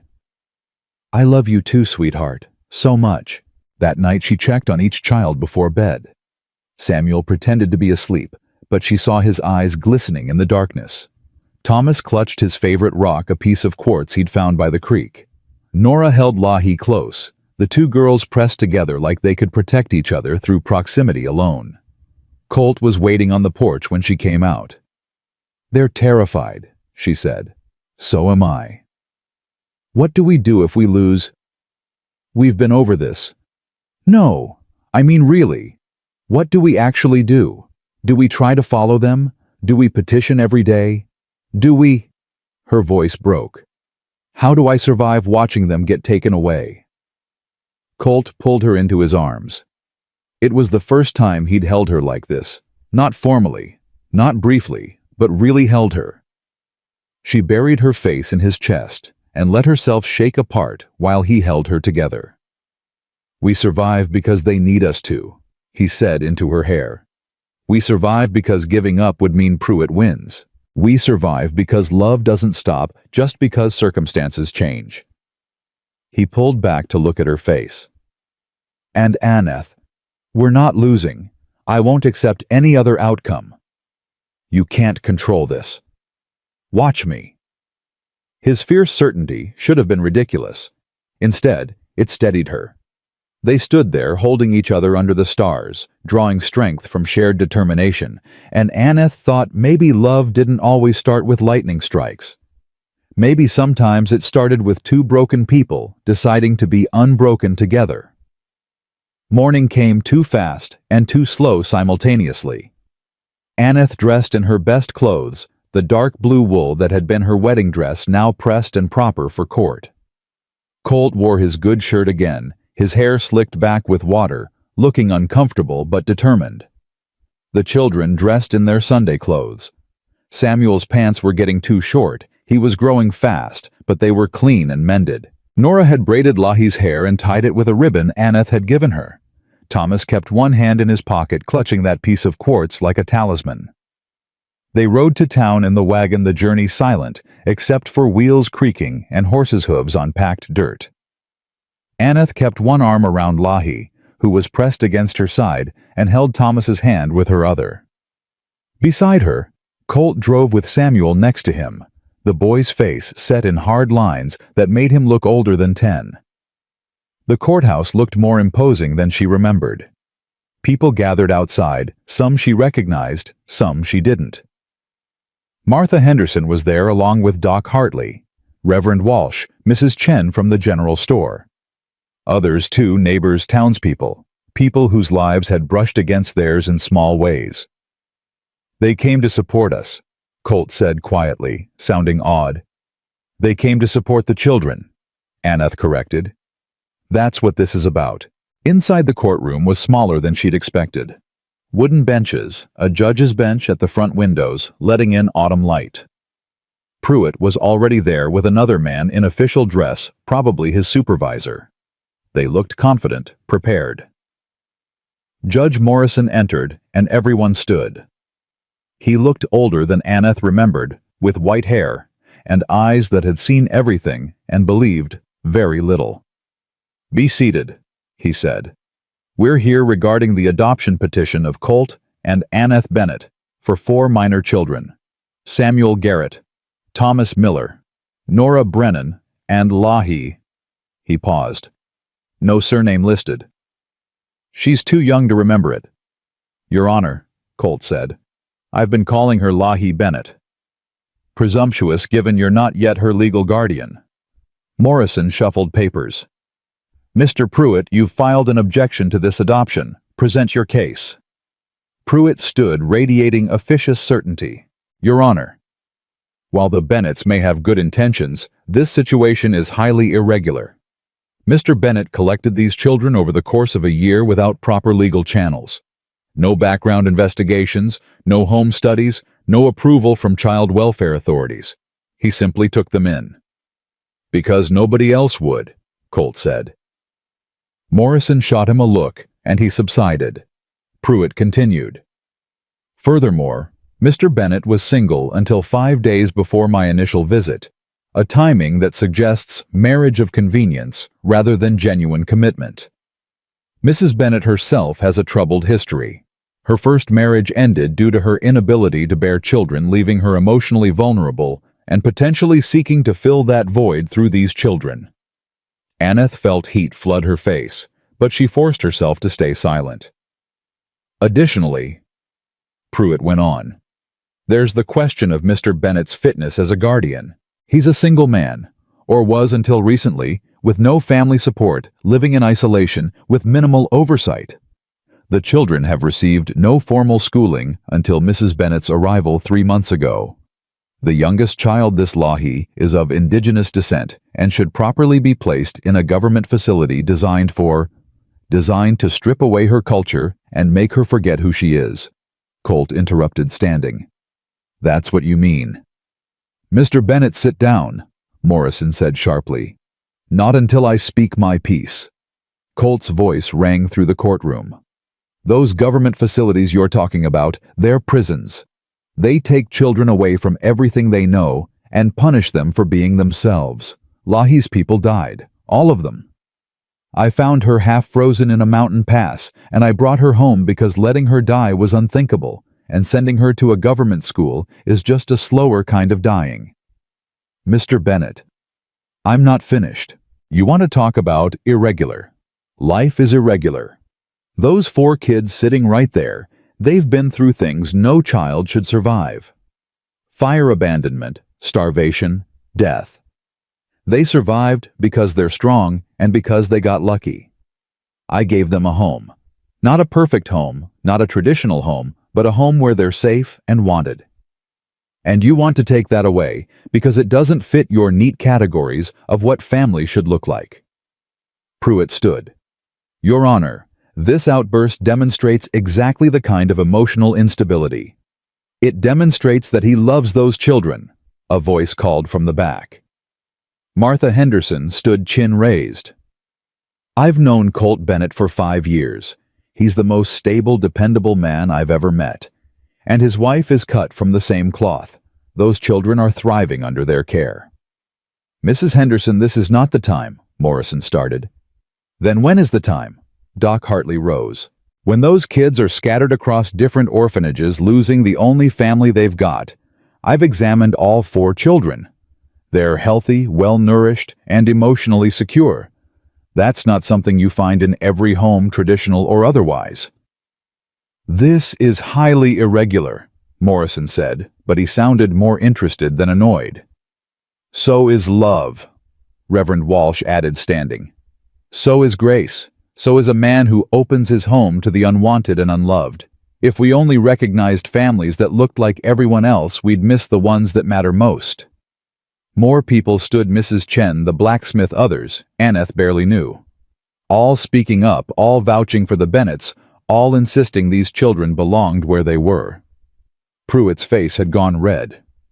"Your Honor, while these testimonials are touching, they don't address the legal issues at hand. These children need permanent stable placement they have permanent stable placement," Samuel said, his young voice cutting through the noise. Everyone turned. The boy stood beside the bench where the children sat, fists clenched at his sides. "Samuel, sit down," Aneth said gently. "No, Ma. I got something to say." He looked at Judge Morrison. "You want to know if we're safe, if we're cared for? Ask us. We're right here. Stop talking about us like we don't get a say." Morrison leaned forward. Expression unreadable. "All right, son. I'm asking. Do you feel safe with Mr. and Mrs. Bennett?" "Yes, sir." "Are you happy there?" "Happier than I've ever been. Mr. Bennett, Pa, he don't hit. He don't yell unless we do something really stupid. He teaches us things. And Ma, she makes it feel like—" Samuel's voice wavered. "Like we matter. Like we're not just kids nobody wanted. We're their kids." "Thomas." Morrison looked at the younger boy. "What about you?" Thomas clutched his rock. "I like it there. Pa lets me collect rocks and Ma teaches me their names. And nobody makes fun of me for being scared. They just let me be scared until I'm not anymore." "Nora." The girl stood cradling her splinted arm. "Ma set my arm when it broke. Could have just bandaged it and hoped. But she set it proper, even though it hurt me, and hurt her to do it. That's love, isn't it? Doing the hard thing because it's right." Tears streaked her face. "Please don't take us away. We've been taken away so many times. We're tired of being taken away." "And Lahi?" Morrison's voice gentled. "Can you tell me anything?" The little girl looked at Aneth, who nodded encouragement. Lahi stood on shaky legs. "Home," she said, just like she'd said to Henshaw. But then she added more words, carefully pronounced, "They're my home. Please don't take my home." The courtroom was silent, except for muffled crying from some of the townspeople. Morrison sat back, steepling his fingers. "Mr. Pruitt, your concerns are noted. However, I see before me 4 articulate children who clearly feel secure and loved. I see a community willing to stand behind this family. And I see legal adoption papers properly filed with genuine intent." He paused. "Mrs. Bennett, stand, please." Aneth stood, legs shaking. "You married Mr. Bennett 5 days before Mr. Pruitt's initial visit. That timing is suspicious. I need you to tell me truthfully, is this marriage genuine, or is it a legal maneuver to secure custody?"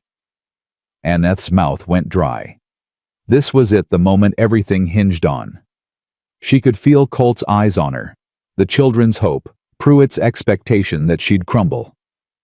"Your Honor, I married Colt Bennett because those 4 children needed me to. That's the truth. It started as a legal arrangement, a way to protect them from a system that wanted to tear them apart." Her voice steadied. But somewhere between agreeing to marry him and standing in this courtroom, it became real. Not because we fell in love like a fairy tale, but because we built something together. We became a family, messy and imperfect and completely genuine. So yes, the timing was strategic. But the commitment, that's as real as it gets. Morrison studied her face for a long moment. Then he looked at Colt. "Mr. Bennett, do you concur with your wife's assessment?" Colt stood. "Yes, sir. We married for the kids. But somewhere along the way we married for each other too. She's the best thing that's happened to this family, and I'd marry her again tomorrow for no reason except wanting to." Aneth's heart stopped. That wasn't part of any script they'd discussed. That was just truth spoken plainly in a room full of people. Morrison nodded slowly. "I'm going to take a 15-minute recess. When I return, I'll issue my decision. Everyone remain in the courtroom." He disappeared into his chambers, leaving chaos behind. People whispered, speculated. The children clustered around Aneth and Colt, seeking reassurance no one could provide. "Did we do good?" Thomas asked anxiously. "Did we say the right things? You said true things." Aneth told him. "That's all that matters." But she wasn't sure it was enough. She'd seen judges rule against sense and compassion before seen families torn apart by letter of law instead of spirit. Her hands shook, and she pressed them together, praying without words, because all her words had been used up. Colt took her hand. "Whatever happens, don't say it. I can't." She stopped, breathless. "I can't survive losing them. I thought I could, but I can't." "You won't have to. You can't know that. I know we fought. That counts for something." 15 minutes stretched into eternity. Finally, Morrison returned, expression grave. Everyone stood. "I've considered all testimony and evidence presented," he said. "This case is unusual in many respects. However, unusual doesn't necessarily mean wrong." He looked directly at the children. "Samuel, Thomas, Nora, Lahi, I've heard your voices.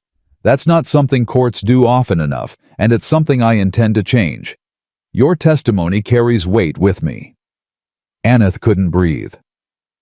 "That said," Morrison continued, "I have concerns. The speed of this marriage, the lack of formal oversight during the children's time with Mr. Bennett, the question of whether Mrs. Bennett's previous losses affect her judgment." Pruitt's expression turned smug. "However," Morrison said firmly, "I also see evidence that these concerns are outweighed by the reality of this family. I see healthy, articulate children who know their own minds. I see a community standing behind them. And I see 2 adults willing to fight for children who aren't biologically theirs." He paused. "Therefore, I'm granting the adoption petition." The courtroom erupted. Aneth heard nothing over the roaring in her ears, felt nothing except Colt's arm around her, and children pressing against them from all sides, everyone crying and laughing simultaneously. "Order!" Morrison's gavel banged. "I'm not finished. The adoption is granted, but with conditions. Mr. Henshaw will conduct monthly visits for the next 6 months to ensure continued adequate care. Any evidence of abuse, neglect, or instability will result in immediate review and potential reversal. Additionally, Mrs. Bennett will submit quarterly reports on the children's educational progress. These children are being given a chance. Don't make me regret it." "We won't, Your Honor," Colt managed. "Thank you." "Don't thank me. Thank your children for speaking up and your community for standing with you. And thank your wife for having the courage to risk her heart again." Morrison gathered his papers. "This family is legally recognized as of today. Congratulations." Aneth couldn't stop crying. She held Lahi and Nora, while Thomas wrapped himself around her legs, and Samuel tried to act like he wasn't crying, even though his face was soaked. Colt stood behind them, all one hand on Samuel's shoulder, looking dazed. People crowded around Martha, hugging everyone. Doc Hartley, shaking Colt's hand. Reverend Walsh, blessing them, in a voice thick with emotion. Even some of the townspeople they barely knew wanted to offer congratulations. Pruitt left without a word, his supervisor looking uncomfortable but resigned. Outside, the afternoon sun had never looked brighter. They stood on the courthouse steps as a family, legal, now recognized, now real, in ways that mattered to judges and laws and official documents. "Can we go home now?" Lahi asked. Yes, sweetheart, Aneth said. We can go home. Home. The word had never meant so much. The ride home felt different than every other journey they'd made to town. The same dirt road, the same wagon wheels creaking, the same horses pulling steady and sure. But everything had changed. Samuel sat taller. Thomas didn't hide his face when they passed other travelers. Nora hummed something tuneless and happy. Lahi fell asleep against Aneth's shoulder, dead weight and complete trust. We're really keeping them, Colt said quietly, like saying it too loud might break the spell. They're really ours. They were always ours, Aneth replied. Now the world knows it too. When they pulled into the ranch yard, the sun was starting its descent toward the mountains. The house looked the same as when they'd left it that morning, weathered wood, simple lines. Nothing fancy. But it looked different too, somehow. Like it knew what it was now. Not just a house. A home. Their home. The children tumbled out of the wagon, energy returning now that fear had released its grip. Samuel whooped and ran toward the barn. Thomas followed, laughing. Nora helped Lahi down carefully, and the little girl immediately started picking wildflowers from the yard. I should start dinner, Aneth said, but she didn't move. Just stood there watching her children legal and official and permanent, being young and careless and safe. Dinner can wait. Colt took her hand. Come here. He led her to the porch steps, and they sat together, hands still linked, watching the children play. The autumn air carried the smell of hay and distant smoke from someone's chimney. A hawk circled overhead, hunting. Life continuing like it always did, except now their place in it was secured. I keep waiting to wake up, Aneth admitted. To find out this was a dream, and we're still waiting for the judge's decision. It's real. We made it real. You made it real. Standing up in that courtroom telling them about Lahi and the government schools. I thought Morrison would hold you in contempt. I thought so too, but some things need saying, consequences be damned. Colt squeezed her hand. What you said, though, about our marriage becoming real, did you mean that? Aneth's heart kicked against her ribs. I wouldn't have said it under oath if I didn't mean it. So we're not just partners anymore. Not just two people protecting kids. She turned to look at him fully. His face was open, vulnerable, in a way she'd rarely seen. This man who'd faced down lawmen and judges, who'd survived war and loss, looked terrified of her answer. I don't know what we are, she said honestly. But we're more than we were.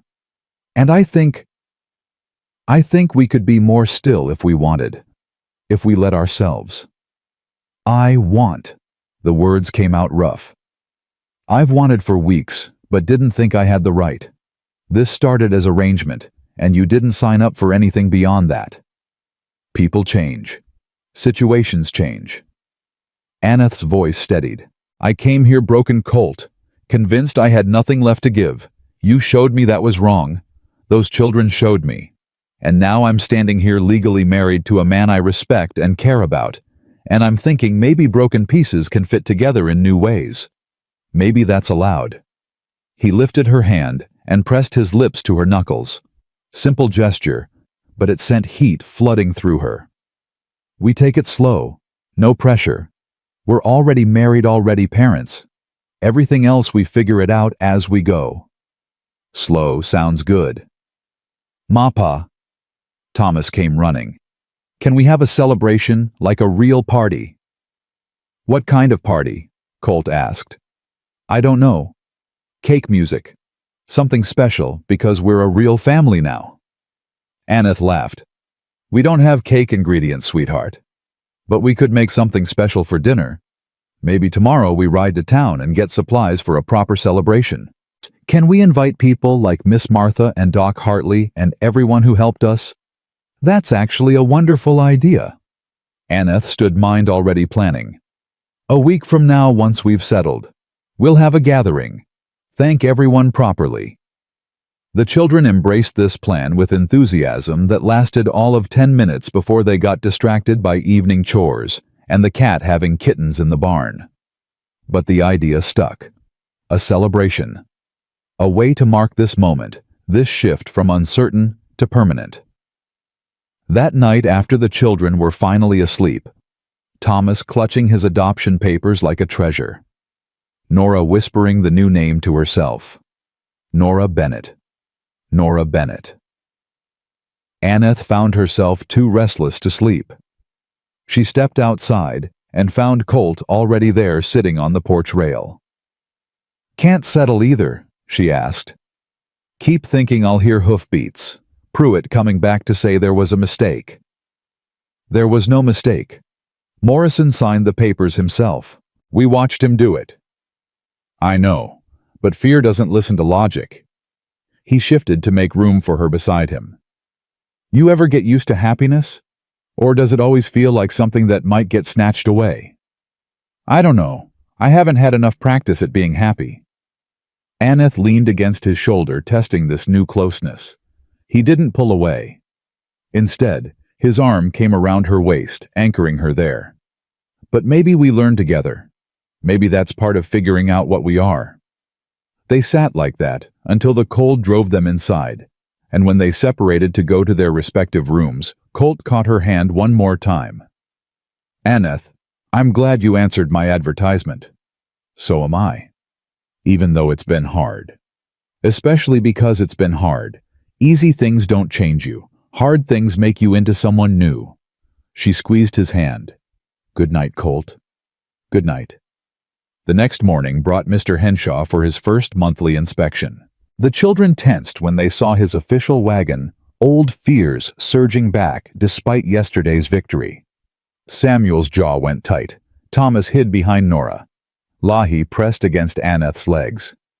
It's all right, Aneth assured them. He's just checking in. That's his job. He's not taking anyone anywhere. You sure? Samuel asked. Positive. Judge Morrison said monthly visits for 6 months. This is the first one. After that, we're done. Henshaw approached with his same neutral expression, carrying a leather folder. Mr. Bennett, Mrs. Bennett, children, may I come in? Of course. Colt held the door open. Inside, Henshaw pulled out forms and a pencil. This won't take long, just routine questions. Children, are you being fed regularly? 4 heads nodded. Are you sleeping well? More nods, though. Samuel added. I still have nightmares sometimes, but that's not their fault. That's just me. Understandable. Nightmares are normal after trauma. Henshaw made notes. Mrs. Bennett, your continuing educational instruction. Yes, every morning, sometimes afternoons too. They're all progressing well. Samuel's nearly ready for advanced arithmetic. Thomas is reading at grade level now. Nora's excelling in natural sciences. And Lahi, learning her letters, speaking more each day. Aneth kept her voice steady, professional. She's 4 years old and has been through more than most adults. We're letting her heal at her own pace. Henshaw nodded, writing. May I see their sleeping arrangements? They showed him the children's room.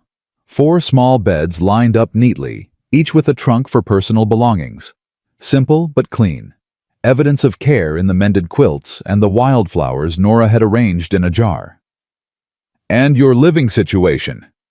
Henshaw looked between Aneth and Colt. You're sharing quarters. Aneth felt her face heat. My room is off the kitchen, close to the children in case they need me at night. But you are cohabitating as husband and wife. We're married, Colt said flatly. However we arrange our private life is our business, long as the kids are cared for. Fair enough. Henshaw made more notes. I'm required to assess whether this adoption is being maintained in good faith or whether the marriage was solely for legal purposes. It was for legal purposes, Aneth said honestly. Initially. But marriage has a way of becoming real regardless of why it started.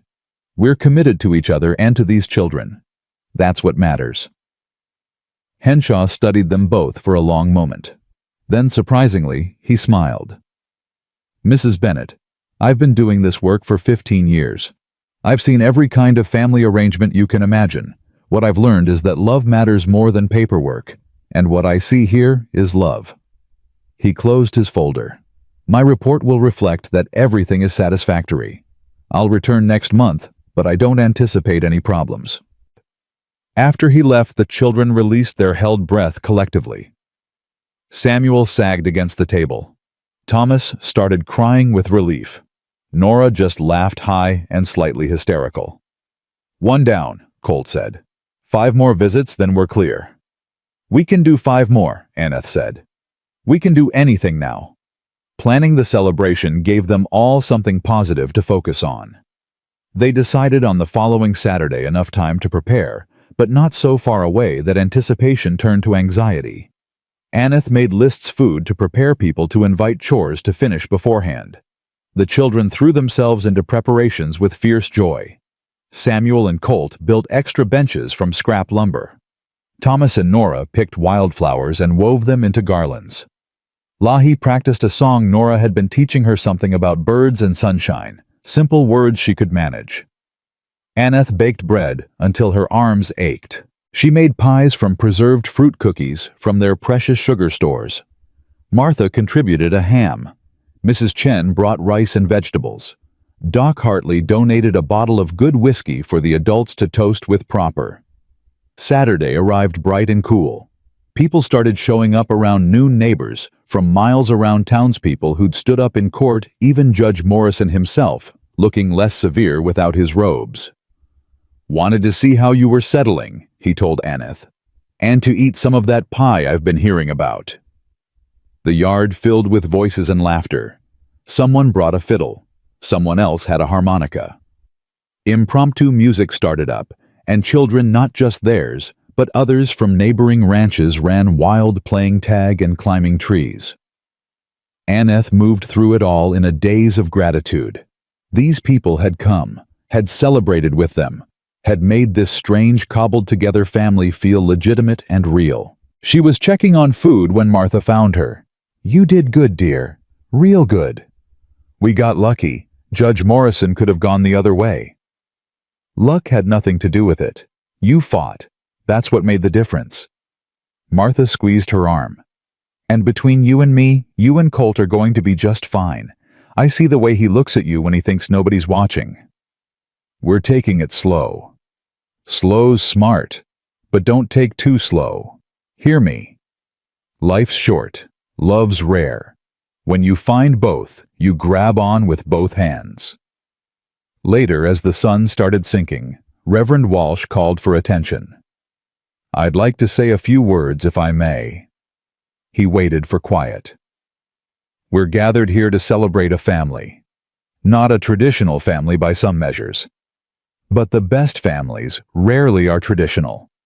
They're the ones built on choice, on commitment, on love that persists despite difficulty." He raised his glass. "To the Bennets, may your home always be full of laughter, your table never empty, and your love for each other grow stronger with each passing year." "To the Bennets," everyone echoed. Aneth felt Colt's hand find hers under the table. She squeezed back, overwhelmed by the rightness of this moment. Her children were playing with other children, their laughter carrying on the wind. Her neighbors had become her friends.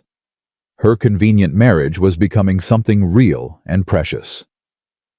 As evening settled in and people started heading home, Samuel approached with Thomas and the girls trailing behind. "Mapa, can we talk to you?" They sat together away from the remaining guests. 4 serious young faces looked at them. "We wanted to say thank you," Samuel started. "For fighting for us, for not giving up even when it was hard." "You don't need to thank us," Colt began. "Yes, we do." Samuel's voice was firm. "We know what you risked, what you both gave up to keep us. Ma, you married someone you barely knew. Pa, you could have lost everything if the judge went against you, but you did it anyway. For us." "You're worth it," Aneth said simply. "All of you.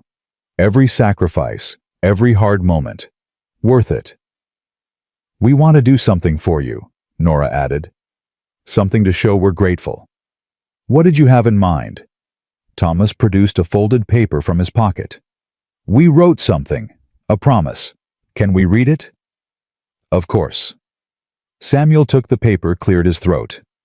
We, the children of the Bennett family, make this promise. We promise to work hard and learn everything you teach us. We promise to help each other and not fight too much. We promise to remember that family isn't about blood. It's about choosing to stay even when things are hard. We promise to make you proud. And we promise to love you forever, even when we're grown and gone, because you loved us first when nobody else would. His voice cracked on the last words. Aneth couldn't see through her tears, couldn't speak past the lump in her throat. Beside her, Colt wasn't doing much better. That's the best gift anyone's ever given me, he managed finally. Thank you. We mean it, Thomas said earnestly. Every word. We know you do, sweetheart. We know. After the children went to bed that night, exhausted from excitement and celebration, Aneth and Colt sat together on the porch steps, watching stars emerge.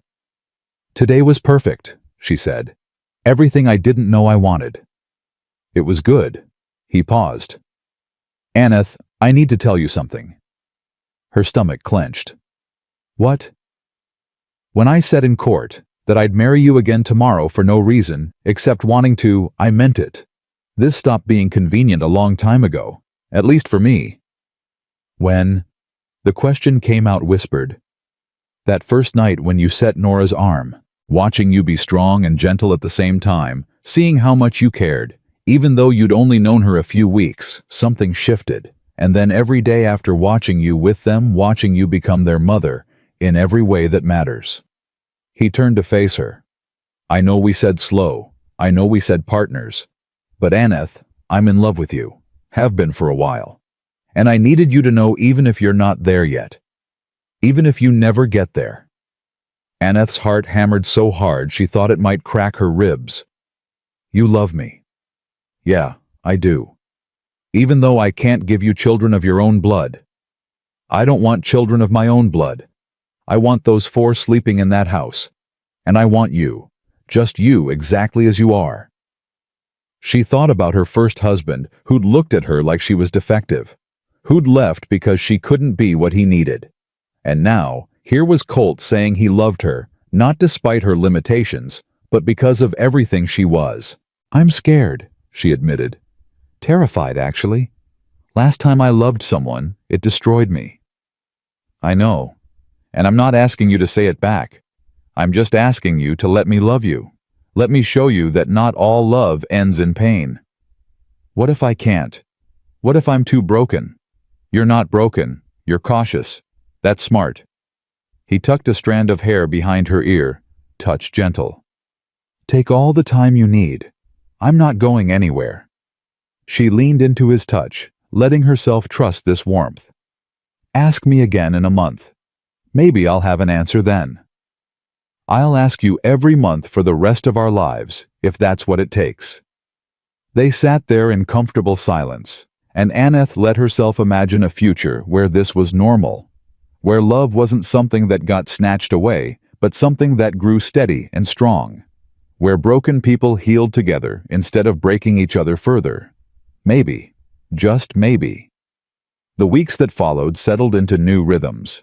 Henshaw came for his second inspection and found everything satisfactory. The children thrived. Samuel shot up 2 inches and needed new pants. Thomas's reading improved dramatically. Nora started teaching Lahi basic arithmetic, and Lahi's nightmares decreased in frequency. And Aneth and Colt circled each other like dancers learning new steps. He'd brush her hand passing the coffee pot. She'd rest her fingers on his shoulder while reaching for something on a high shelf. Small touches building comfort and familiarity.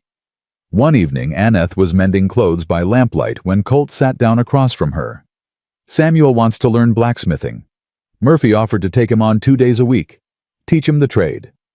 That's wonderful. He'd be good at it. Yeah, but it means leaving him in town twice a week, trusting someone else with him. Aneth set down her sewing. We can't keep them locked up here forever. They need to learn to grow to have lives beyond this ranch. I know. Doesn't make it easier. Nothing about parenting is easy. We're just figuring that out later than most. She smiled. Tell Samuel yes. Let him try. If it doesn't work out, he comes back. But if it does, we've helped him find his path. You're good at this, knowing when to hold on and when to let go. I'm terrible at it. I want to keep them all close forever, but I'm trying to be better than my fears. Colt reached across and took her hand. You're the best thing that's happened to this family, Aneth Bennett. I hope you know that. I'm starting to believe it. Winter came creeping in. The first snow fell in November, light and magical. The children ran outside to catch flakes on their tongues while Aneth and Colt watched from the porch. First snow as a complete family, Colt said. Feels significant. Everything feels significant now, like we're building memories instead of just surviving days. Is that what we were doing before, just surviving? I was. After my first marriage ended, I just existed, taught other people's children, and went home to an empty room and convinced myself that was enough. She leaned against him, letting his warmth seep into her bones. But it wasn't. I was starving and didn't even know it. And now I'm full. Sometimes so full it scares me because I know what it's like to be empty again. He kissed the top of her head, casual as breathing. They'd gotten comfortable with these small intimacies, though they still kept separate rooms, still moved carefully around the bigger questions. December brought the third inspection from Henshaw. He spent less time questioning, more time observing. Watched Aneth teach a lesson on Wyoming geography, using Thomas's rock collection. Watched Colt patiently help Samuel repair a saddle. Watched Nora read to Lahi from a picture book. You've built something good here, he told them before leaving. Really good. Judge Morrison will be pleased with my reports. How many more visits?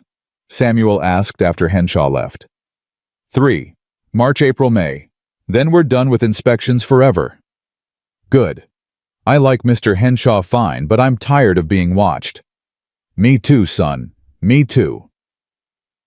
Christmas arrived, and with it, a question Aneth hadn't anticipated. Ma? Nora asked while they were baking. Do we do Christmas presents? I don't know. Do you want to? I don't know what Pa would want, or you, or the boys, or Lahi. I never had to think about presents before. Aneth set down her rolling pin. How about we make presents things from the heart instead of store-bought? Like what? I could teach you embroidery. You could make Pa a handkerchief with his initials. Samuel could carve something for Thomas from that wood he's been collecting. Thomas could paint rocks for everyone. You know how proud he is of his rock art. And Lahi could draw pictures. What about you and Pa? What would you make? Good question. Aneth thought about it. I could make new shirts for the boys, they're both growing so fast. And maybe something special for you and Lahi. What about for Pa? What do you think he needs? Nora considered this seriously. He needs to smile more. He's happy now, but he still forgets sometimes that it's okay to be happy. Can you make something that reminds him? Aneth's throat tightened. I'll try, sweetheart. I'll try. She settled on a quilt. Spent her evenings after the children slept piecing together fabric scraps, bits from outgrown clothes, remnants from mending projects, even a piece of her own wedding dress. A quilt made from their life together, tangible proof of family, built from fragments. Christmas morning arrived cold and bright. They gathered around the fire, and the children presented their gifts with nervous pride. Samuel had carved a wooden bird for Thomas' wings spread in flight. Thomas had painted rocks for everyone, each one carefully decorated with patterns and symbols. Nora's embroidered handkerchief for Colt had his initials slightly crooked, but made with such care it was beautiful. Lahi gave everyone drawings, stick figures holding hands under a smiling sun. When Aneth presented the quilt, Colt just stared at it. It's made from us, she explained quietly. Pieces of our life here. So you remember that happiness isn't something you have to apologize for. He pulled her into his arms right there in front of the children and held her like she was something precious. "Thank you," he said roughly. "For this. For everything." "Pa's crying," Thomas whispered. "Those are good tears," Nora assured him. "The best kind." That night, after celebration and too much food and the children finally asleep, Colt found Aneth on the porch again. Their place now where they talked through hard things and good things and everything between. "I love you," he said without preamble. "It's been a month. You said ask again in a month." "I did say that. So I'm asking. Not asking you to say it back. Just asking if you'll let me keep loving you." Aneth turned to face him fully. "I've been thinking about love, about what it means. My first husband loved me, or thought he did when I was perfect and useful. When I could give him what he wanted. That love was conditional. It had an expiration date I just didn't see coming." She took his hands. "But you've seen me at my worst. You've seen me broken and scared and failing, and you stayed. That's different. That's real. Does that mean—" "It means I love you too. I've probably loved you since you said those 4 words in the kitchen. I've got enough kids for both of us. Like my biggest failure was just irrelevant instead of defining. I've been too scared to say it out loud, but I'm tired of being scared." He kissed her, then properly kissed her for the first time since their formal peck in the courthouse. This was different, searching, promising, claiming. When they broke apart, both breathing hard, he rested his forehead against hers. "So we're doing this for real. We've been doing this for real. Now we're just admitting it. My room or yours?" She laughed breathlessly. "Neither. Not yet. Slow. Remember." "How slow?" "Slow enough that when we finally do, it's because we can't stand to be apart anymore. Not because we think we should or because it's expected. Because we need it. I need it now." "Not quite enough. Soon, though. I promise."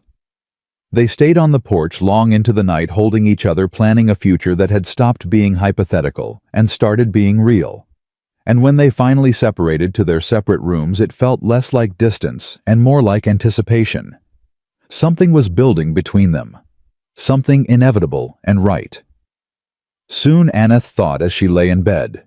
Very soon. January brought the kind of cold that made your bones ache and your breath freeze in the air. Aneth woke one morning to find ice crystals on the inside of her window and Lahi standing in her doorway, shivering in her nightgown. "Bad dream?" Aneth asked, lifting the blankets in invitation. Lahi nodded and climbed in, pressing her cold feet against Aneth's legs.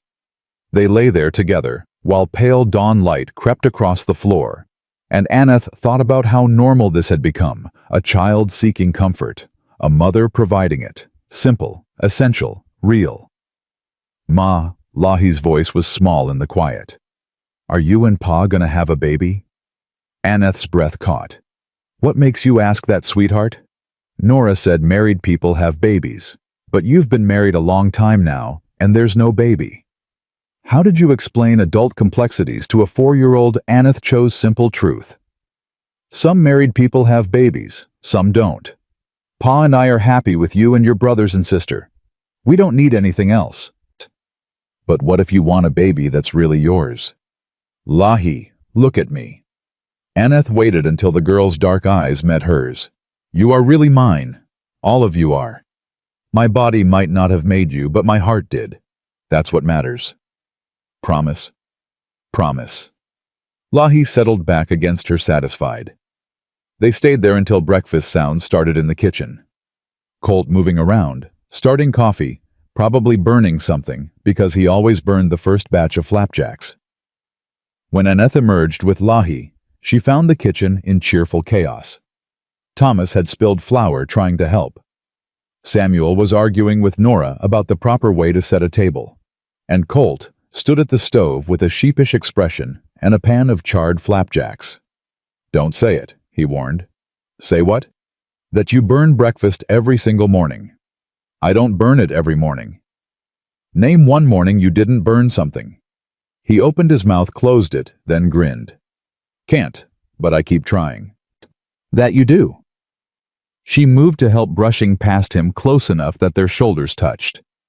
Small contact, but it sent warmth through her that had nothing to do with the stove.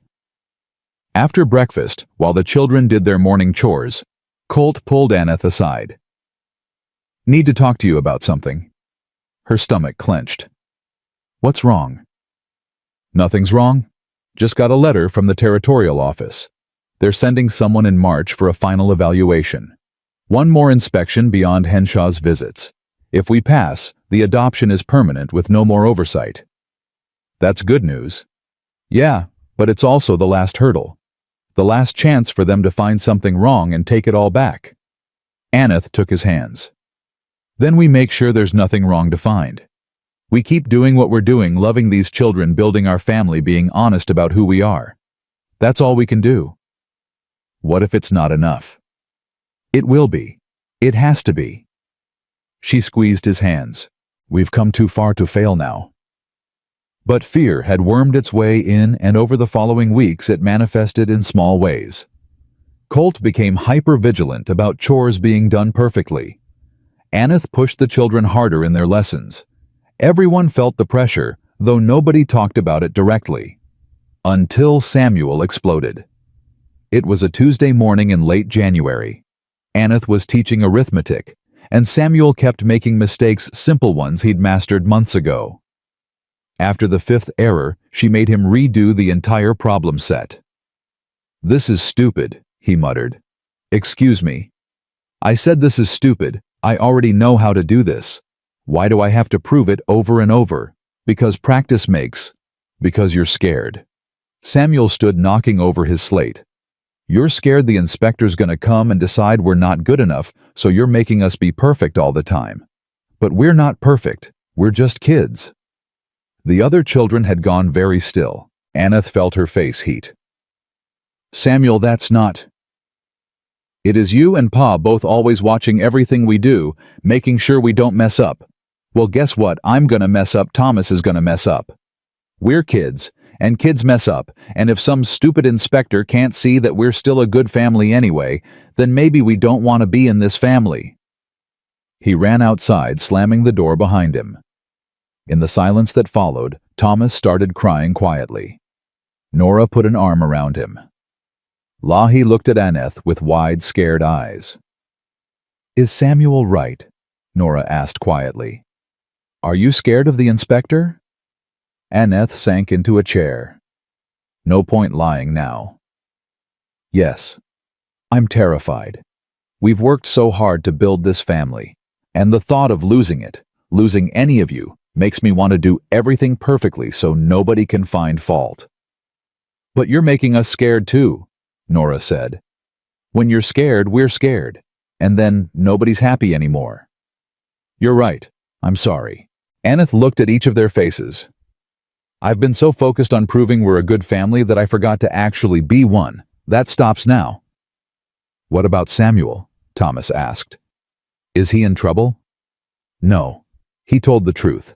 That's never something to punish. Aneth stood. Finish your lessons however you can. Don't worry about perfect. I need to go talk to your brother. She found Samuel behind the barn throwing rocks at a fence post with angry precision. Each rock hit dead center, and she realized he was crying while he threw. Can I sit? She asked. He shrugged, which she took as permission. They sat in cold dirt while he kept throwing, working through his anger one rock at a time. You were right, Aneth said finally.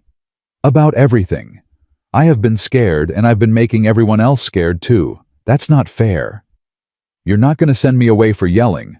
For being honest, never, though you could work on your delivery. Samuel almost smiled. Almost.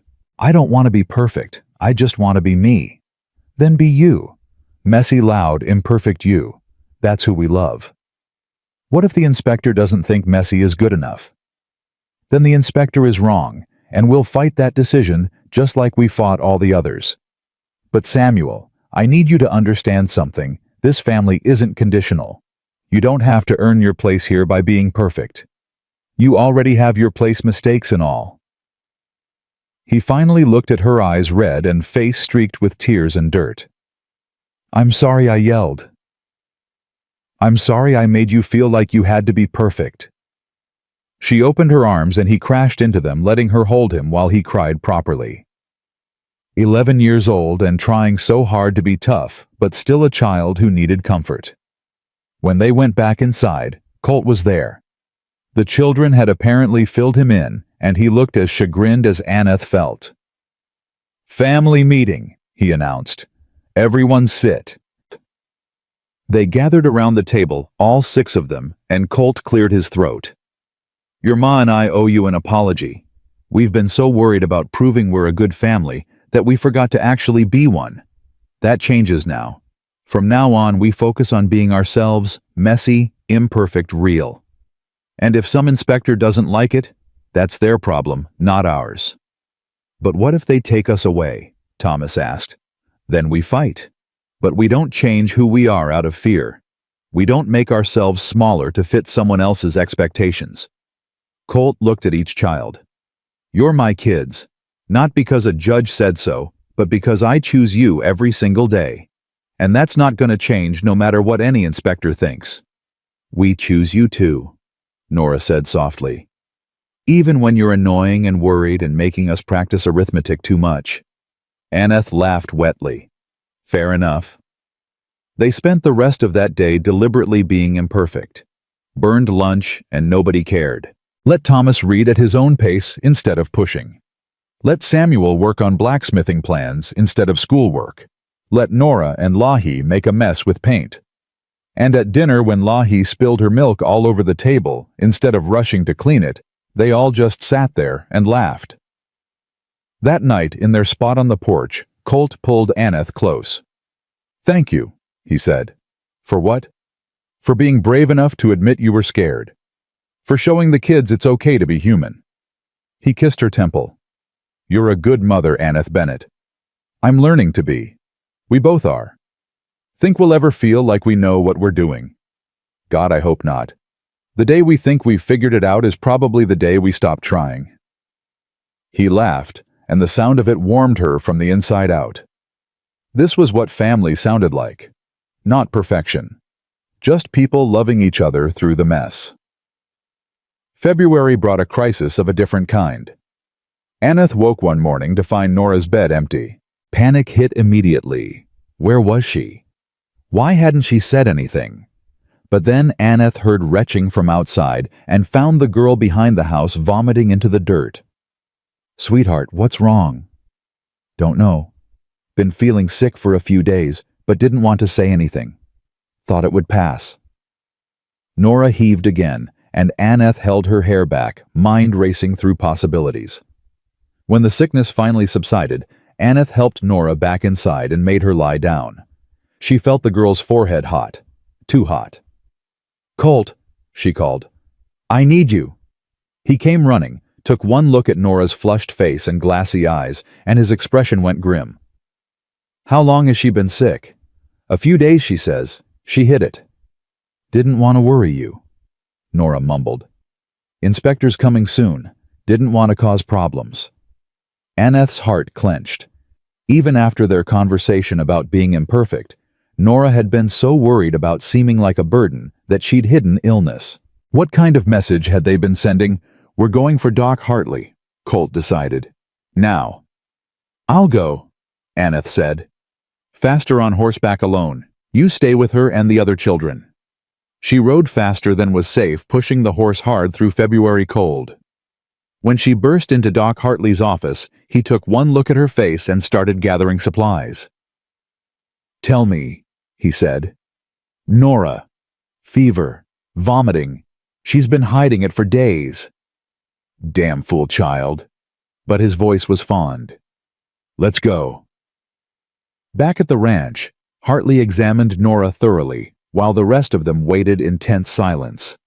Samuel paced. Thomas cried quietly. Lahi sat in Aneth's lap, trembling. Finally, Hartley emerged from the bedroom. "It's influenza. Bad case, but not the worst I've seen. She needs rest fluids and careful monitoring. The fever's got to break within 48 hours, or we're looking at complications." "What kind of complications?" Colt asked. "Pneumonia, brain fever, things that kill children." Hartley's expression was serious. "I'm not trying to scare you, but you need to know the stakes. The next 2 days are critical." Aneth felt her world tilt. "What do we do?" "Cool cloths for the fever, broth if she can keep it down, someone with her at all times, and pray. Never hurts to pray." They set up shifts. Aneth took the first watch, sitting beside Nora's bed with a basin of cool water and clean cloths. The girl drifted in and out of consciousness, sometimes lucid, sometimes delirious. "Ma," she mumbled during a lucid moment. "Am I gonna die?" "No, baby. You're going to be fine." "Promise." Aneth wanted to promise. Wanted to guarantee that nothing bad would happen, that love could protect against illness and fear and death. But she'd learned that promises you couldn't keep were worse than no promises at all. "I promise I'll fight for you with everything I have. I promise I won't leave your side. And I promise that whatever happens, you're loved. So completely loved." Nora's hand found hers. "Love you too, Ma." When Colt came to take over the watch at midnight, he found Aneth still there, exhausted and refusing to leave. "You need rest," he said gently. "I can't. What if she needs something? What if— Then I'll be here. Aneth, you can't help her if you collapse from exhaustion." He pulled her to her feet. "Go, sleep for a few hours. I've got her." She forced herself to leave to lie down in her own bed, but sleep wouldn't come. She kept seeing Nora's flushed face, kept hearing the rasp of her breathing, kept thinking that they'd survive judges and inspections and legal battles, only to potentially lose her to something as simple and devastating as fever. Sometime around 3 in the morning, she gave up on sleep and went back to Nora's room. Colt looked up from where he sat holding the girl's hand. "Couldn't stay away?" he asked. "Not while she's fighting." Aneth sat on the other side of the bed. "We're supposed to protect them. That's the whole point. And I can't protect her from this. Neither can I. Some things are beyond our control. I hate that. I hate feeling helpless. I know, but sometimes being helpless is part of loving someone. You stay anyway, even when you can't fix it. You hold their hand through the dark, and hope morning comes." They sat vigil together through the long hours before dawn. Nora's fever climbed higher, and she started thrashing, caught in delirious dreams. They held her down gently, changed sweat-soaked sheets, whispered reassurances she probably couldn't hear. Samuel appeared in the doorway around 5, looking small and scared in his nightshirt. "Is she gonna die?" he asked bluntly. "Not if we can help it," Colt said. "Can I sit with her? I'll be quiet." "Come here, son." Samuel climbed onto the bed, careful not to jostle Nora, and took her other hand. "You gotta fight," he told his sister. "You hear me? You're strong. You're the strongest person I know. So you fight and you win and you come back to us." By the time the other children woke, they'd all migrated to Nora's room. Thomas sat on the floor by the bed. Lahi curled up in Aneth's lap. All of them waiting, hoping, praying in their own ways. Doc Hartley came back at noon to check on her. His expression was grave. "Fever's still climbing, if it doesn't break soon." He trailed off, but they all understood. "What else can we do?" Aneth asked desperately. "What you're doing. Be here. Love her. Sometimes that matters more than medicine." The afternoon stretched into evening. Nora's breathing grew more labored. Her skin burned like fire, and Aneth sat there holding her daughter's hand, whispering every prayer she'd ever learned and making up new ones. "Please, please, not her. Not after everything. Please." Colt brought her water she didn't drink and food she couldn't eat. The children took turns sitting vigil, each one telling Nora something, a memory, a hope, a reason to fight. Even tiny Lahi whispered, "Come back. We need you." Night fell again. The second night. The critical night. If the fever didn't break by morning, Aneth couldn't finish that thought. Around midnight, Nora started convulsing. Her whole body seized and Aneth screamed for Colt. He held the girl's shoulders while Aneth tried to keep her from biting her tongue, and for long, terrifying minutes they thought they were losing her. Then, as suddenly as it started, the convulsions stopped. Nora went limp and still, and for one horrible moment, Aneth thought she'd died. But then she felt breath faint, but there. "Get Doc Hartley," Colt said roughly. "Now." Aneth ran, pounded on the doctor's door until he answered bleary and confused. "She's seizing. Come now." By the time they got back to the ranch, the crisis had passed. Nora lay still and pale but breathing. Hartley examined her carefully. "Fever's breaking," he said finally. "See, her skin's cooling. The worst is over." Aneth's legs gave out. She sank to the floor beside the bed and sobbed great wrenching sobs of relief and exhaustion and residual terror. Colt knelt beside her, pulling her into his arms while she fell apart. "She's okay," he murmured.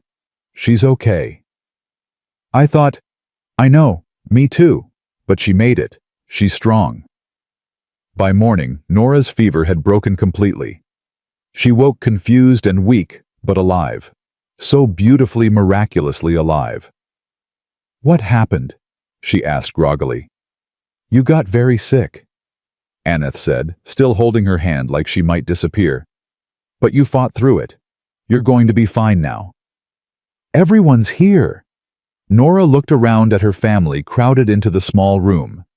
"Were you all here the whole time?" "Where else would we be?" Samuel said gruffly. "You're our sister." "Oh." Tears leaked from Nora's eyes. "I'm sorry I worried you." "Don't be sorry for being sick," Colt said firmly. "Just be sorry if you ever hide it again. We're family. We face hard things together." It took 2 weeks for Nora to fully recover. During that time, the whole household moved at her pace, quiet when she needed rest, cheerful when she needed distraction. And Aneth watched her daughter slowly come back to herself and thought about how close they'd come to losing everything.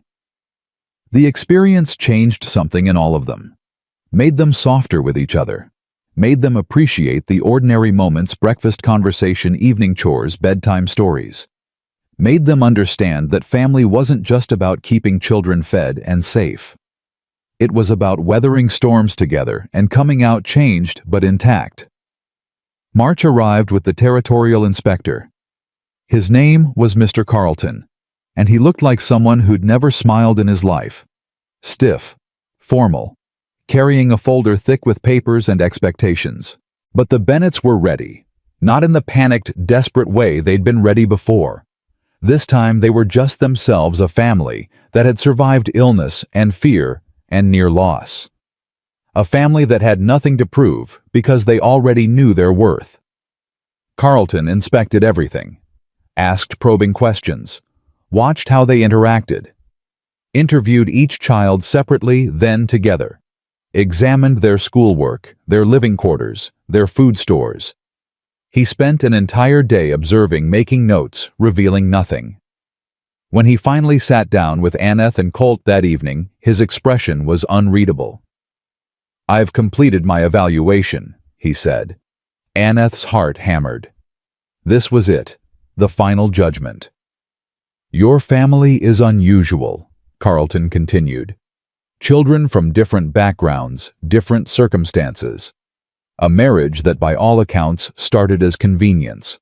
Living conditions that are adequate but not luxurious. And yet," Colt prompted, "and yet I see something here that's increasingly rare. I see children who are genuinely happy, who trust the adults in their lives, who are thriving despite difficult pasts. I see two people who've committed themselves completely to these children's well-being. And I see love, messy, imperfect, but absolutely real." Aneth couldn't breathe. "My recommendation to the territorial office will be that this adoption be finalized with no further oversight required. The Bennett family has proven itself capable, committed, and genuine. You've done good work here." Relief hit so hard, Aneth thought she might faint. Beside her, Colt made a sound that might have been a laugh, or a sob, or both. "Thank you," he managed. "Don't thank me. Thank yourselves for building something worth protecting." Carlton stood. "My report will be filed within the week. You should receive final confirmation by April. Congratulations." After he left, they stood in the yard watching his wagon disappear down the road. Then Colt turned to Aneth and kissed her deep and desperate and full of joy and relief and love that had been building for months. "We did it," he said against her lips. "We actually did it. We did it." She kissed him back, not caring that children might be watching, not caring about anything except this moment. "They're ours. Really, truly ours." The children came flooding out, then having clearly been watching from the windows. Everyone talked at once, celebrating and laughing and crying. Samuel picked up Lahi and spun her around. Thomas grabbed Nora in a hug that made her squeak. And Aneth stood in the middle of it all thinking this. This was what she'd been searching for her whole life. Not perfection, just this. This beautiful, chaotic, completely imperfect love. That night, after the children were finally asleep, too excited to settle, but eventually worn down by their own joy, Colt found Aneth packing up the documents they'd accumulated over the months. Court papers, adoption files, inspection reports. Evidence of a battle fought and won. "What are you doing?" he asked. "Putting these away. We don't need them anymore. We're just a family now, not a family in progress." "Aneth." He turned her to face him. "Move into my room." Her breath caught. "What?" "Move into my room. Not because we have to anymore. Not for appearances or inspections, or any reason except that I love you, and I'm tired of sleeping alone when the woman I love is just down the hall." "Colt. If it's too fast, tell me. If you need more time, I'll wait. But if you're ready, if you want this too, then stop waiting for the perfect moment. We're past that. We're just us now building a life together. Let's build all of it." Aneth thought about the past months. The way they'd grown from strangers to partners to something deeper. The way he'd stood beside her through every crisis. The way he loved their children with fierce protective tenderness. The way he loved her not despite her perceived flaws, but because of everything she was.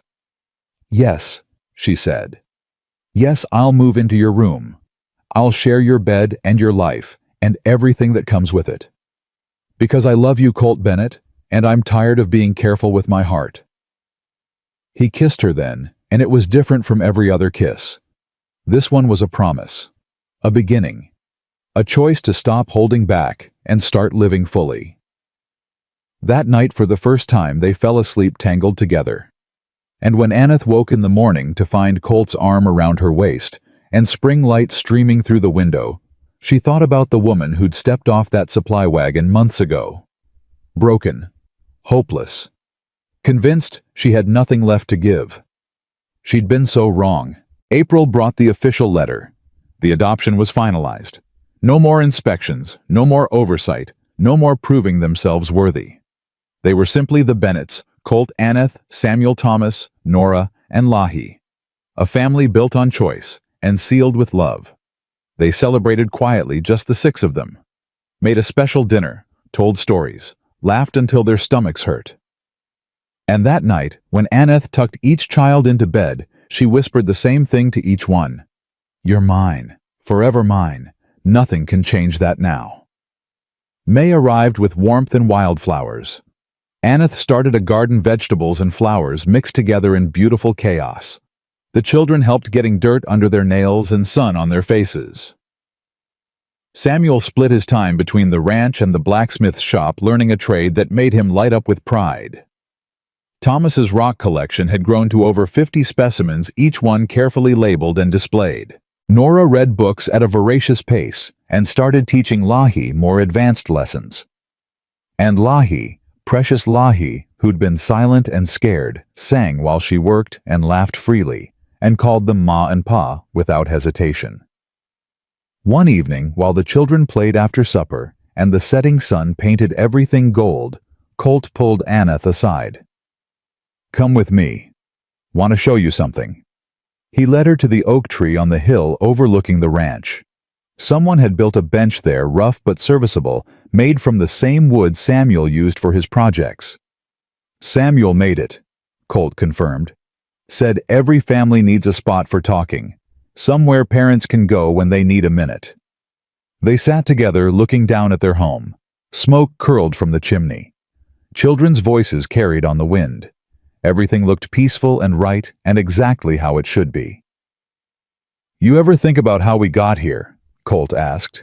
"All the things that had to go wrong first to make this possible. Every day. If my first marriage hadn't failed, I never would have answered your advertisement. If you hadn't lost Emily, you might not have opened your home to unwanted children.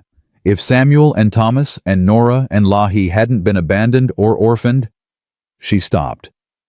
Terrible things had to happen for this family to exist. Does that make us selfish? Being grateful for terrible things? No. It makes us human. We didn't cause those terrible things. We just built something good from the rubble. She leaned against him. Besides, I think the children would say it was worth it. All the pain that came before, it led them here. To safety. To love. To home. You really believe that? I do. And I think someday, when they're grown and gone, they'll look back and realize that the worst thing that ever happened to them led to the best thing. That's not selfish. That's redemption. Colt kissed her temple. You're a wise woman, Aneth Bennett. I'm a woman who's learned that broken things can be made whole in unexpected ways. She turned to face him. Thank you. For what? For seeing me. For seeing past what I couldn't do to what I could. For giving me a family when I thought that chance was gone forever. For loving me when I'd forgotten how to love myself. Aneth. Let me finish. My first husband told me I was broken. That I'd failed at the most basic thing a woman was supposed to do. And I believed him for so long. But you showed me that family isn't about biology. It's about showing up. It's about choosing love every single day, even when it's hard. You gave me 4 children who didn't come from my body, but who live in my heart like they always belonged there. And I need you to know, this is enough. More than enough. This is everything. He pulled her close, and they sat there as stars began appearing overhead. Their children's laughter drifted up from the house. Somewhere, a coyote howled. The wind carried the smell of growing things and possibility. I love you, Colt said simply. Not for what you've given me, but for who you are. Strong and stubborn and brave enough to risk your heart again. I love you. And I'm grateful every damn day that you stepped off that wagon and into our lives. I love you too. So much it scares me sometimes. Good scared or bad scared? Good scared. The kind that means something matters enough to be terrifying. They walked back to the house hand in hand as darkness settled in. Through the windows they could see their children getting ready for bed. Samuel helping Thomas find his nightshirt. Nora braiding Lahi's hair. All of them moving through routines that had become sacred through repetition. Inside, they tucked each child in with kisses and quiet words. Then they retreated to their own room, their shared room now, with 2 lives tangled together in ways that felt both new and ancient. That night, lying in bed with Colt's breathing steady beside her and moonlight silvering the floor, Aneth thought about the journey that had brought her here. Every loss, every failure, every moment she'd wanted to give up. They'd all been necessary. All led to this moment, this family, this love. She'd come to Wyoming believing her life was over. Believing she had nothing left to give, and nothing left to hope for. She'd been wrong about everything. Her life hadn't ended. It had been waiting to begin. And it had begun the moment a gruff cowboy looked at her biggest failure and said, "Good. I've got enough kids for both of us." Those words had changed everything. Had given her permission to stop seeing herself through the lens of what she couldn't do and start seeing what she could. Teacher, mother, wife, partner. Not despite her past losses, but alongside them. carrying them but not defined by them. She reached out in the darkness and found Colt's hand. He squeezed back, half asleep, but present. Always present. This was enough. This was everything. This was home. And in the morning, when the sun rose over their ranch and their children woke to another ordinary precious day, Aneth would rise too. Would make breakfast, and teach lessons, and mend clothes, and do all the small essential tasks that made a family run. Not because she had to. Not to prove anything to anyone. But because this was her life now. Hard-won and imperfect and completely beautifully real. A family built not on blood, but on choice. On commitment. On love that persisted through every obstacle until it became unbreakable. She'd thought her heart had been shattered beyond repair. Turned out, it had just been broken open, making room for more love than she'd ever imagined possible. 4 children who called her Ma. A husband who saw her worth when she'd forgotten it herself. A community that had stood beside them. A home that held them all. This was redemption. This was grace. This was what happened when you were brave enough to risk your broken heart one more time and trust that maybe, just maybe, it would be worth it. It was worth it. Every moment of fear and uncertainty and desperate hope. Every battle fought and won. Every tear shed and prayer whispered into the dark. All of it led here to this perfect, imperfect life. And as sleep pulled her under, surrounded by everyone she loved, Aneth Bennett knew with absolute certainty she was exactly where she belonged, with exactly who she belonged with, living exactly the life she was meant to live. They were family, real and legal and permanent, and nothing would ever take that away again.